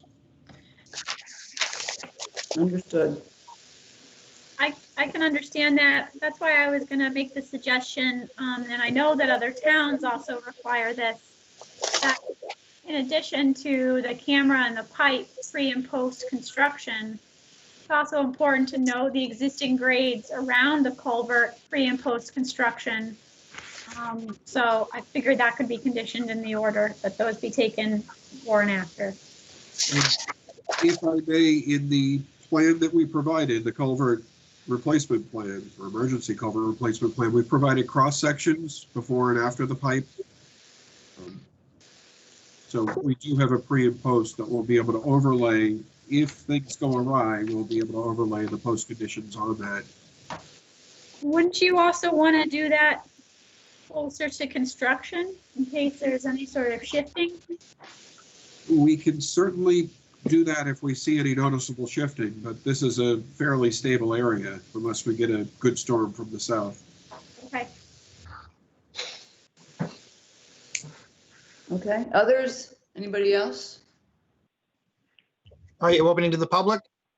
Let me just, before I do that, I'll just add my 2 cents to it, which is that I would want to see built into this order a requirement to develop a nourishment plan for the revetment and the beach area. We've had a lot of conversation about that. Everybody acknowledges that it's likely to be needed at some point in the future. I understand that homeowners are not currently contemplating that, but I think that one way we can approach that is to have an assessment done as part of the requirements under the order and a plan developed for annual nourishment, which would then be required to be submitted as a new NOI for nourishment. It's a little bit convoluted, but all of that could be, I would contemplate putting that into the order. If you're buying a property that has a revetment and a waterfront, that's part and parcel of the responsibilities that come along with it. And it may not be necessary to do anything yet, but I think it's likely that something will need to be done later, and I don't know how much. So that would all be done in an assessment and a plan going forward. Okay. Do any other, Callie, do you have anything before I open it up to? I just had an administrative item that the project, they filed with the zoning board and it's scheduled for a hearing with the ZBA. Yeah. So I think maybe the commission might want to discuss whether or not you want to wait to see if there's any substantive changes from the ZBA without closing this one today. That allows the process to go a little bit smoother, where you guys close it now and then the ZBA forces particular changes, then it puts us in a very weird position where we have to reopen a hearing almost with a new filing. So I agree. I understand the date for ZBA is currently October 22nd. I think we can get the sense of the commission, but it's my view that we'd be able to write a letter to ZBA about the approvability under conditions that would be imposed. And then wait and close it after that and go to the work session on November the 4th for the order post ZBA. And that won't slow anything down with appeal period, so. Right. All It come should about. all work out, right? Yep, it should. Okay, with that, who would wish to speak? I'm seeing both Mr. Litchfield and Mr. Reed lighting up, so. who would like I'm first? prepared to jump in if Bill's not speaking. Go ahead, Mr. Reed. Thank you very much, Madam Chair. Again, Attorney David Reed representing the 10 households that have styled themselves the Chat Harbor Lane Homeowners Group, all residing on Chat Harbor Lane. We continue to have some of the same concerns, some of which you've just voiced, but if I could just follow up on a few brief points. With respect to the tree cutting, while the plan has eliminated the lines for the view corridor, as the chair had asked last time, it continues to have the notation on sheet 4 that the proposal will result in the removal of 32 trees in the conservation's jurisdiction, including within both the outer aura and 6 within the no disturb zone. And it continues in the details to describe the view corridor as 5,400 square feet where trees are going to be removed. I think if your intention is not to deal with the view corridor or tree removal outside of the immediate area of the house until a later date, then I think that notation is inappropriate to be on the plan. And your decision should expressly state that that's not something that you're approving if that's in fact the case. With respect to how and when you would address the view corridor issues, our question to the commission, I guess, is how and when would you propose to do that? Will that be a modification of the existing order of conditions? Would that be a new filing? Will there be opportunity for public comment at that time? We'd like to know that, and we'd like to have the opportunity if that's possible. With respect to the culvert, as I mentioned last time, from the very beginning of your assessment of this, I think it started in the July 1 memo from Callie. She questioned whether, and several members of the commission questioned, whether it's better to have an engineer assess the preventative measures rather than just designing a method for dealing with the culvert in the event that it is damaged. Isn't it worthwhile to take a little bit of time, since you're not going to rush into construction tomorrow, to make sure that the steel plates that have been proposed in fact will work and in fact are adequate to handle the demolition traffic, as well as I presume there's going to be cement trucks coming in to pour a foundation for the new house. That's a significant load and it's a significant impact, not only on this project if it comes to a sudden halt, but also on our neighbors who share portions of this same marsh, the same wetland area. In the event that there is a damage to the culvert, that's the only way in and out for the tidal flush. We really think it's appropriate to spend just a few minutes with an engineer to actually assess whether or not placing 2 steel plates is adequate, or something else would be more appropriate to protect it rather than just to deal with its replacement after the fact. With respect to the Phragmites plan, we wanted to again point out, as I think Ms. McKenna-Hyde's letter to you did, at the northerly area where there is a section to be removed, adjoining my client's properties, there are in fact at least 2 domestic wells that are located in that immediate vicinity. We would like to make sure that whatever chemistry is involved in the herbicidal treatment of those Phragmites is something that is not going to contaminate our domestic water wells. Lastly, on that subject, Ms. McKenna-Hyde postulated, and I don't know the science on this, but doesn't it make sense perhaps that the Phragmites stand that is on the barrier beach perhaps not be removed until such time as the beach nourishment plan is in place? Because it seems, at least unprofessionally, it seems perhaps logically and simplistically, that is at the moment, for better or for worse, stabilizing that area, providing some of the limited remaining vegetation that's going to help maintain that barrier beach until such time as the beach nourishment is in place. And lastly, on the beach nourishment issue, you've had repeated opinions from Mr. Keon and from Dr. Wisher that these should be conditions of your approval, not something that is delayed to an indefinite date in the future. And I appreciate the chair's comments to that effect.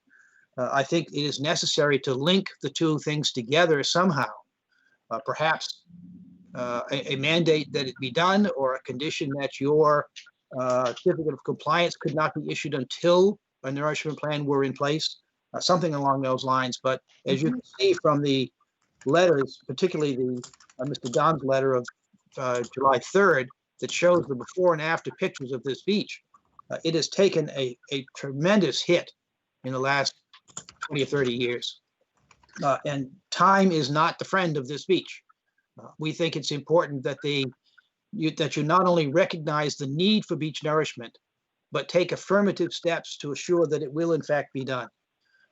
With that, I thank you for your time. I know I'm repeating some of the things we've done before, but as we continue to have hearing after hearing on a complex project like this, it's important sometimes just remind you of the concerns that we still have that we don't think have been fully addressed yet by the applicants. And if I may, I'd like to ask if Dr. Wisher is still on the line, if he has anything to add on behalf of our same clients and neighbors. Madam Chairman, this is Lee Wisher. Yes. I am on the line. Yes. I think David summed it up pretty well. I think the Phragmites protocol that was submitted, especially around the private drinking wells, the cutting and hand application without spraying, should absolutely be included in the order of conditions. That should address the issues of overspray or excessive glyphosate application around the drinking wells. So it ensures that the glyphosate is only at the plants, on the plants, and not in the surrounding soils. The other issue is the Phragmites on the beach. While I am not a big fan of Phragmites because of the fact that it's unclear of where or how long a beach nourishment plan will take to develop and be approved by the commission, I would recommend that that be left on the beach until such time that the beach nourishment plan has been approved and the beach nourishment is starting to be applied. And at that time, those Phragmites could be incorporated into the removal plan. Thank you, Madam Chairman. Thank you very much. Madam Chair, it's Ted Kia, and I had to get off the line earlier, and I just jumped back on within the last few minutes. I know there's been some discussion relative, obviously, to the nourishment component, but and I missed, again, all the intro discussion up to the last, say, 5 minutes. If there's anything I can, provide some insight, at least from the town's perspective, I'd be happy to. Okay, thank you. I'm glad you're here. I think you've caught most of the conversation about the need to develop an assessment and a plan for nourishment going forward. And I would assume, I would like to incorporate into that your views and comments of that plan would be sought at the time that it's first drafted. So it will be reviewed. And I'd be happy to do that. Okay, thank you. If I might speak, this is Jen Crawford from Crawford Land Management. Yes, Jen, hi. Hi. I just wanted to make a comment in terms of some of the things I've heard about the Phragmites that's growing on the dune. Yes. I understand the, the want to wait for a nourishment plan to be put in place. But what I wanted to point out is that Phragmites is a very aggressive species. In certain areas, we've actually measured runners from one growing season that have been 22 feet in length, and that's just in one growing season. So it is a species that can very rapidly spread and outcompete. And my fear is that if that portion of the project is put on hold for a number of years or whatever the case may be, that we will be dealing with a much larger problem there from a vegetation and ecological and vegetation management standpoint than if we are just allowed to address the problem as it currently stands. So I just wanted to comment on that and to put that out there since we have been discussing that particular stand. Thank you. Madam Chairman, this is Lee Wisher again. Yes, Lee. I think our concerns were just voiced very eloquently by the applicant. A beach nourishment plan years in advance. So that is our concern, remains our concern, that if you put it in the beach nourishment plan in a certificate of compliance will not be issued, then the applicant could sit on the open order conditions, or they could wait 3 years for issuing, beginning to work on a beach nourishment plan, which then could put it 5 years out before it's permitted and even is contemplated. So, if the commission feels strongly about removal or controlling the Phragmites there, it could be hand cut, not the roots not removed, and any runners or trailers that are across the surface could be hand cut again. That would not kill the plant. It certainly would control the plant to some extent, not as good, of course, of using a pesticide, but at the same time, it gives some impotence to the applicant to move forward with the beach nourishment plan.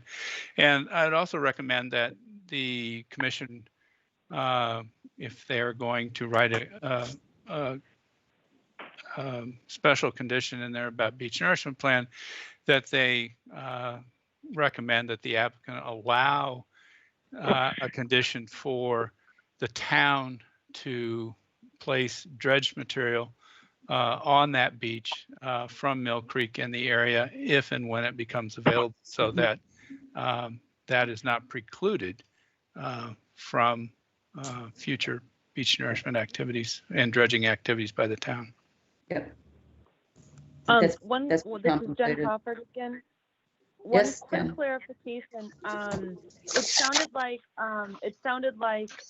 based on what Mr. Wisher said, that you may be thinking that root material will be removed when treatments are done, but that's not true. So whether you're using herbicide treatments or you're cutting it to try and manage it but not kill it, all the root material would remain in place in both of those scenarios. So I don't see any difference in just cutting it to keep it alive, but to keep it in the same place and leave roots in place. I don't see any difference that versus actually going in there and doing the labor to treat it. Anyway, so I just wanted to. Jen, let me just ask this question, Jen.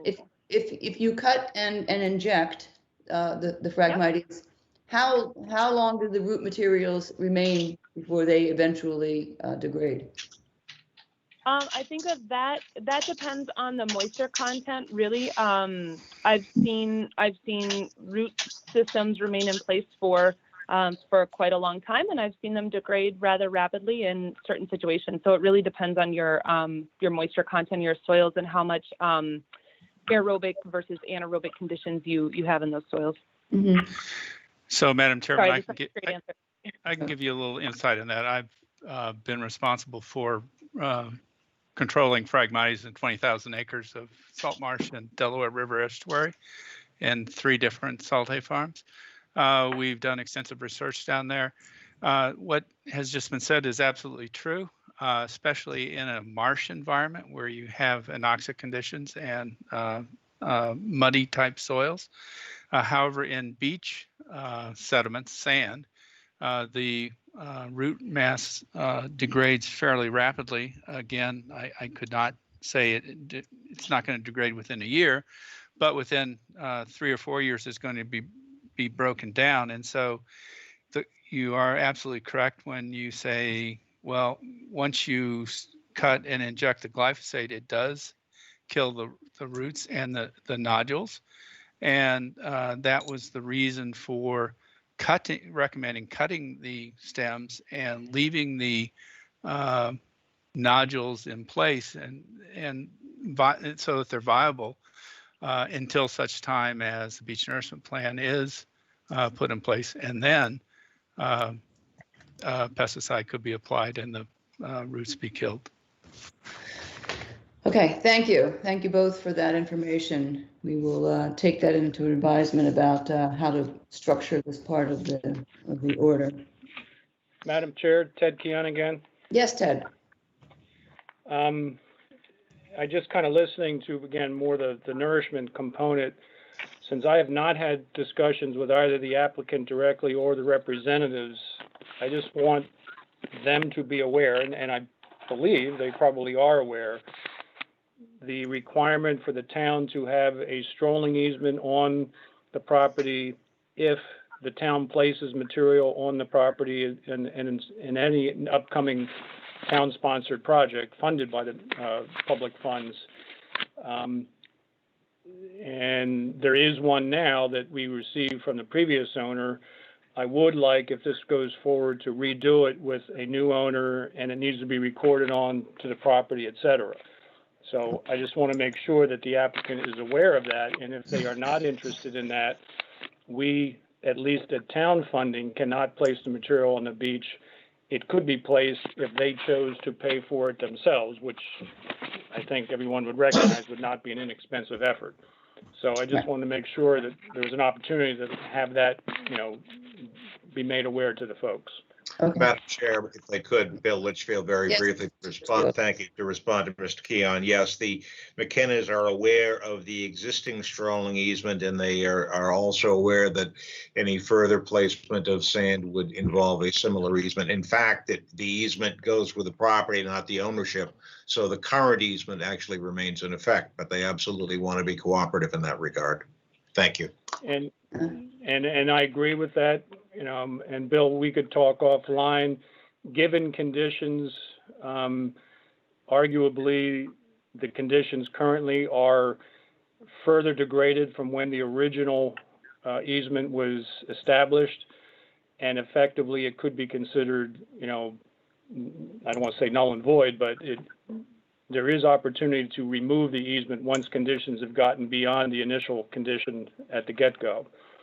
So, to the chair, again, we can talk more. Maybe to have these conversations at a different time. We're already an hour over our schedule. Yep, we are well over. Okay, yes, you guys can talk offline about that. Understood. Okay, thank you. Thad Eldridge here, if I may. Go ahead.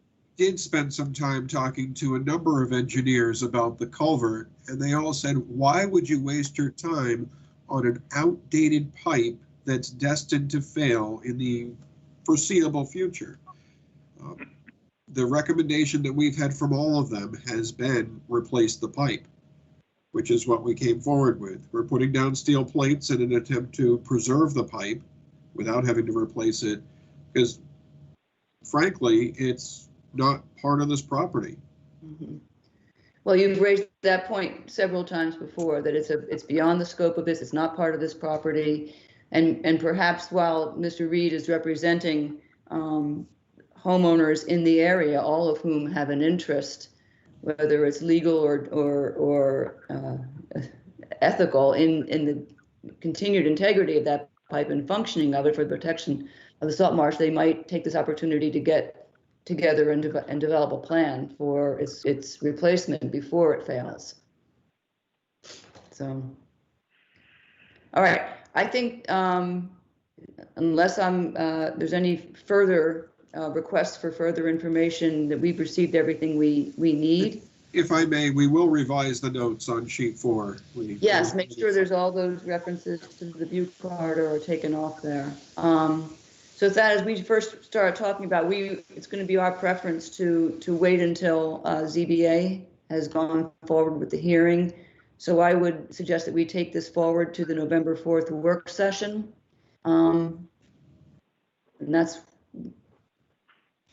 that makes sense. Okay, yeah, we have a motion. With the appeals periods greatly, and yep. All right, Bob Rawls, move to the whole time, the hour? Well, I mean, split them into two groups. Okay, so, yeah, so take them half of it, like, Miss McKenna?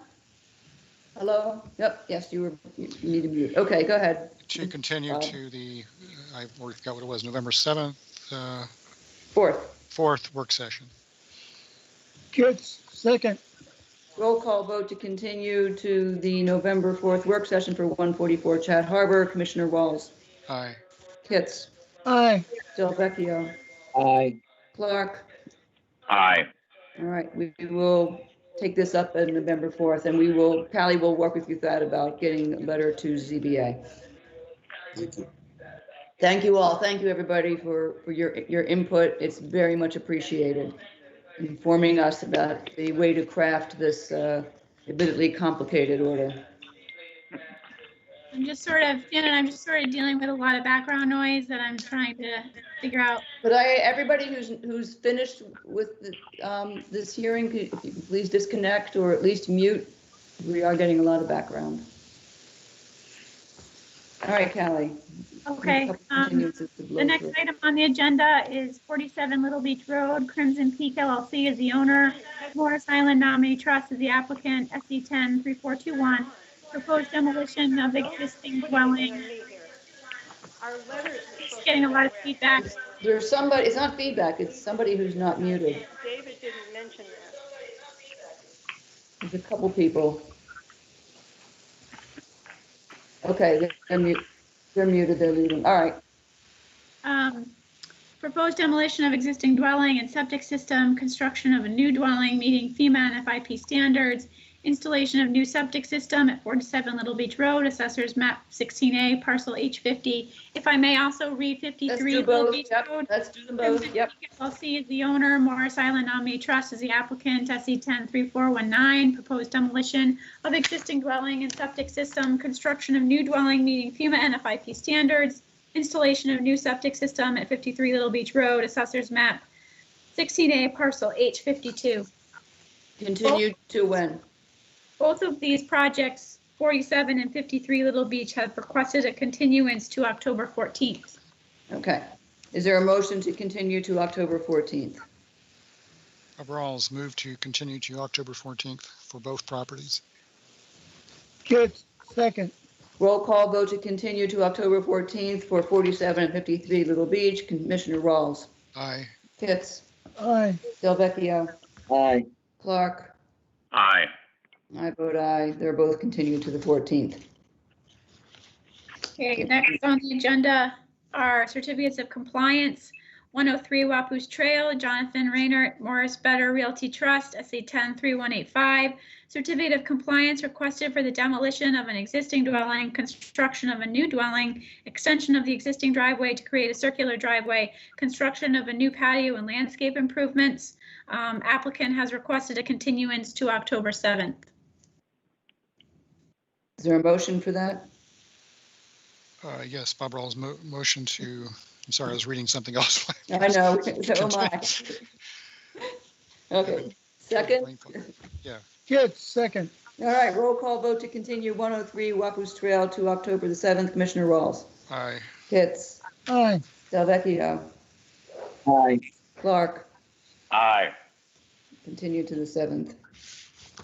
Okay, 479 Stony Hill Road, Eastford Homes, CWP 18-183N. Certificate of compliance requested to demolish an existing dwelling, construct a new dwelling, install a paved driveway, and landscape improvements. I know Susan Ledoux is on the call. I just wanted to quickly, before she speaks, just call your attention to the fact that they're asking for a partial certificate of compliance, or alternatively, if the commission's willing to grant a complete or full certificate of compliance. The issue is that the property is in the process of being sold, and the 3-year growing requirement is really in the beginning parts of that 3-year time period. I actually found some dead plants on site, and so Susan Ledoux mentioned that she would get those replaced early this morning. I also want to call the attention, although it's outside of your jurisdiction, the driveway was expanded outside the 100-foot buffer. So it's up to you guys whether or not, pending the upcoming sale of the property, if you're willing to issue a partial I would not recommend issuing a complete certification because, again, the planted mitigation has not survived for the 3 years and there's already dead plants.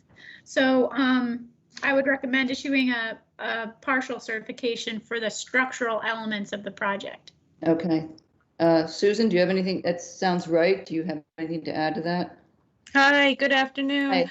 Hi. No, I think Callie has covered it. We submitted all the required items and Callie addressed the dead plants. They are being replaced by the landscaper tomorrow morning. Otherwise, yeah, I think it's just as Callie has described it. The property is being sold and the buyers would like at least a partial. Okay, I think we can do that and hold off on the planting elements until the 3-year requirement has expired. Okay, we have a motion then to approve a partial certificate of compliance for 479 Stony Hill Road. Bob Rawls, so moved. Kits, second. Roll call vote to approve the partial COC. Commissioner Rawls. Aye. Kits. Aye. Delvecchio. Aye. Clark. Aye. I vote aye. It's unanimously approved. Thank you. Thank you. 94 Juniper Lane West, Janice Koss, SE 103226, certificate of compliance requested to expand the patio, modify the existing deck and stairs to include outdoor seating and install a pizza oven and fire pit. I visited the site recently. They still need to plant a cedar tree and 6 beech plum on a portion of the property where a cypress was removed. The pizza oven was removed from the whole project together. I guess there was a holdup in ZBA. There's also some confusion that I have about 2 things about the grasses that are supposed to be on the water side of the vegetated buffer. I didn't see those on site, but that could be an oversight on my end. But grasses are usually pretty self-explanatory. I also there's a 3-year growing requirement for all the plants. The letter that's dated from the landscaper states that they were installed in 2018. So that would mean that the plants have another year before the COC can be issued. So why are they asking for it now? I think, I don't know. Is it being sold? I mean. No, not to my knowledge. Then I mean, we can issue a partial as to part of it, but, you know, I don't know that that gets them anything. Yeah, I mean, the only recommendation I have is either to not issue the COC or continue it to a later date. Yeah, why don't you circle back to them and find out what, we tell them that they still have another year to go. Why are they asking for it? And the best we can do would be to issue a partial. Okay. Maybe they'll say they'll wait a year. All right, Mr. Riley, are you still with us?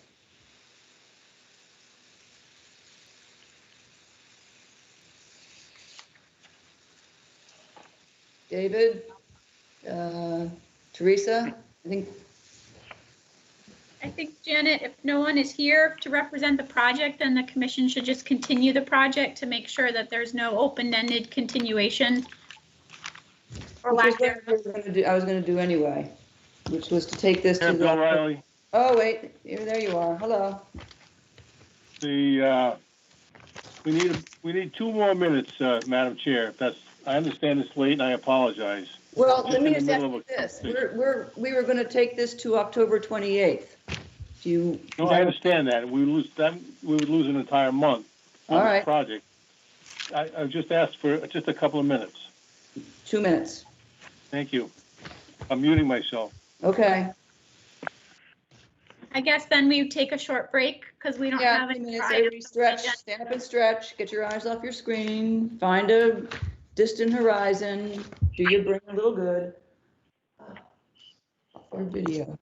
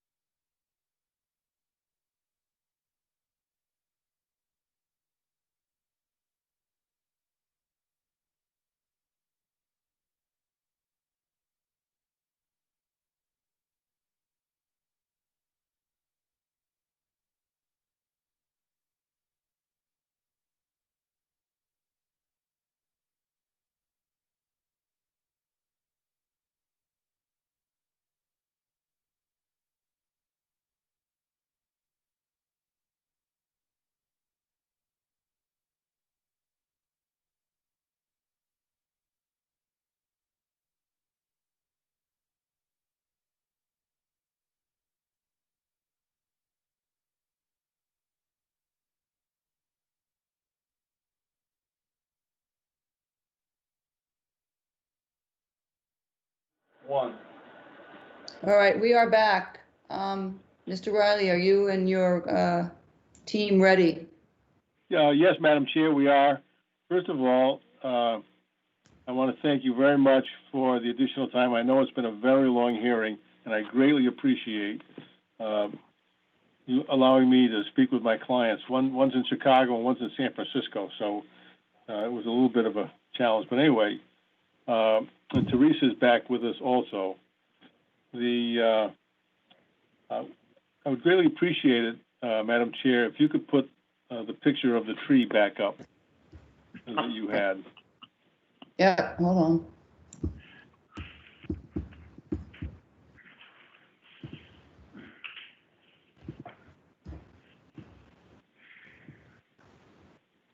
Okay.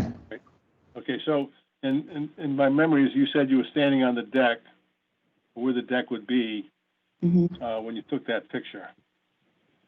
And okay, so that tree completely blocks the view from the house of the harbor. In fact, if you're in a boat looking at this property from the water, all you can see is the two ends of the house because the tree covers so much of it. And we caught a little bit by surprise on this issue because last week, at the last meeting, nobody even mentioned the tree, which we were delighted by, I have to tell you. So what we would propose, as Teresa said, it's been trimmed, it's not going to grow any. So unfortunately, it's going to continue at this height and continue to block the view so completely. So we'd offer 2 additional trees, and we would send along a plan showing the location. Teresa could probably describe something for you now. We're a little bit on the fly, as you can tell. 2 additional trees to replace this tree. Just so they wouldn't be in the middle of the view, that's all. And with regard to the Memorial Garden patio,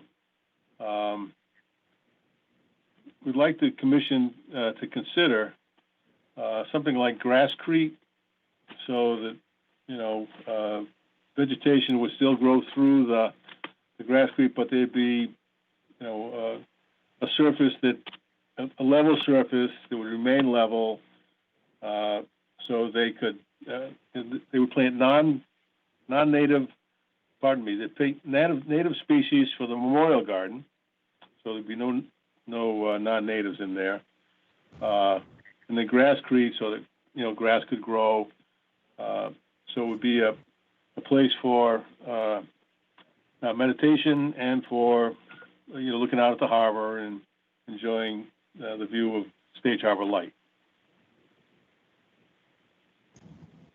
And if you have any questions for Teresa, she's also available. But that would be our presentation at the moment. All right, Teresa, what are you suggesting in terms of replacement trees? And I know you're on the spot in terms of species and size, but what are we talking about?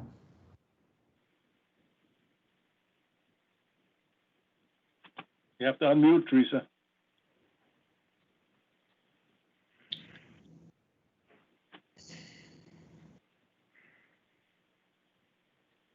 Teresa? I thought I heard her.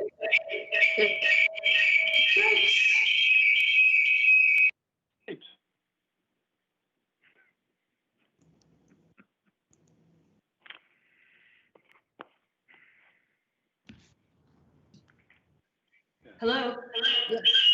Oh. Teresa, shut off your cell phone or whatever it is. Hello? Yep. There you go.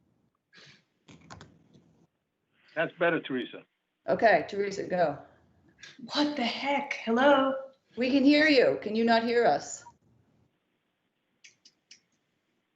She can't hear us. Janet, can you hear me? Yes, I can hear you. Perfect. Oh my gosh, I'm sorry. For some reason, I was unmuted on my phone, but it wasn't allowing me to speak. So okay. So. And then I tried, anyways, sorry. Yeah. So what I'm thinking is we would propose 2 oak trees. I think we can relocate them in a same general vicinity. So a little bit more to the east, but just so they're not obstructing the view as the current oak tree is. I did speak with the property owners about the memorial garden planting. They have agreed and they understood your concerns about not wanting wanting us to keep native vegetation in the 50-foot buffer. We can plant native vegetation in the area. And as far as the gathering, what I meant, I know it says gathering, I don't mean gathering of like 50 people to have a party on this patio. I meant gathering for the sisters, a gathering place where they can sit and have that contemplation space. So that's what I meant by sitting and gathering, not necessarily it being a family party. Okay, and what size are you thinking about for these oaks? We could put in a, I wouldn't recommend going greater than a 2 to 3 inch caliper just because it is a really exposed site and we're going to want to get these trees established. A 2 to 3 inch caliper tree will put it in at 16 to 18 feet high. Mm-hmm. So it's actually, frankly, not much shorter than the tree that's currently in that location. Okay. And can you, assuming I haven't even asked the other commissioners yet, but if people are okay with these proposals, would you be able to get revised, to revise your plan in the next week? Yes. All right, very quickly, other commissioners, what do these changes do to you? Are you okay with this and you ready to move ahead to a work session? Bob Rawls, I do wonder that concrete area would be roughly 15 by 15, I guess, to have around 200 square feet. Is it really necessary for it to be that large if it is indeed going to be a contemplation area for small numbers of people?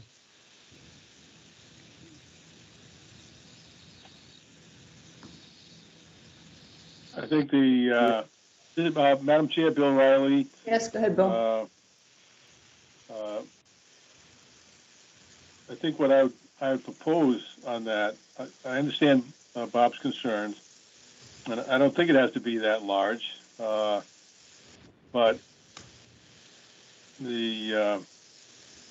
I think at a minimum, I mean, you need 150 square feet. So I mean, you know, there are 3 sisters, a husband, several grandchildren, so it's. So I think you need at least 150 square feet for it to be, you know, an appropriate area. That sounds. Well, if it's going to be circular, why don't we? It sounds better. Would you be willing to go whatever to? You can do in that. Oops. 12-foot diameter as opposed to 15 foot. I just disappeared. Yep.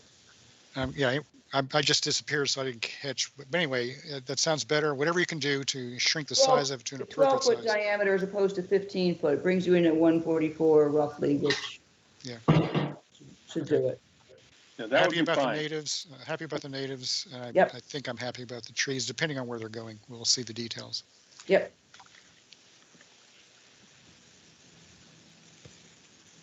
That's it. Okay. Joe? How are you? Yeah, with all those changes you guys have been discussing, I'm good. Okay. Bob Delvecchio? I'm good, thank you, Janet. Okay. Tom? I still have the same objection, which is no surprise. Otherwise, they'd have to move the whole house. Right, and that's true.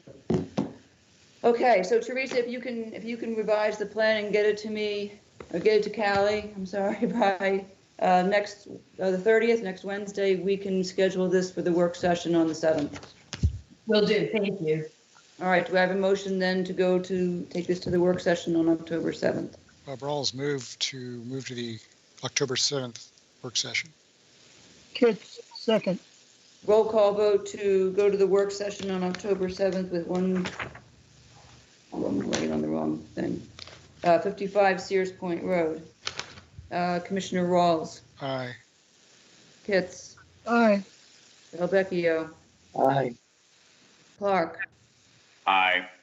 I vote aye as well, so we'll take that to the work session. Madam Chair, very grateful for the additional time you gave us. Thank you very much. Don't complain to me anymore then about how long hearings take. I never will, ever. Okay, duly noted. All right, Thank we you. have a motion to adjourn. Motion to adjourn. Bob Rawls. Kits, second. All right, roll call vote to adjourn. Commissioner Kitts. Aye.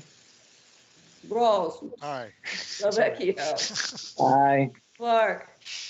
Aye. I vote aye, and, well, we improved a little bit over our record last week, but these long agendas with complicated things, I don't know how we speed it up anymore, but we'll try again. We have a big work session coming up. I will resend the list of assignments. I'll try to get that out tomorrow, so you have a couple weeks to contemplate your findings and special conditions. And Callie and I, as I said, will be available, phone, email, whatever, to help you as you go forward in that process. So again, thank you, everybody. Thank you. And just another plug, if you haven't signed the paperwork that's in the brown box today. It's all been signed. Okay, everybody signed it? Yeah, you mean the two?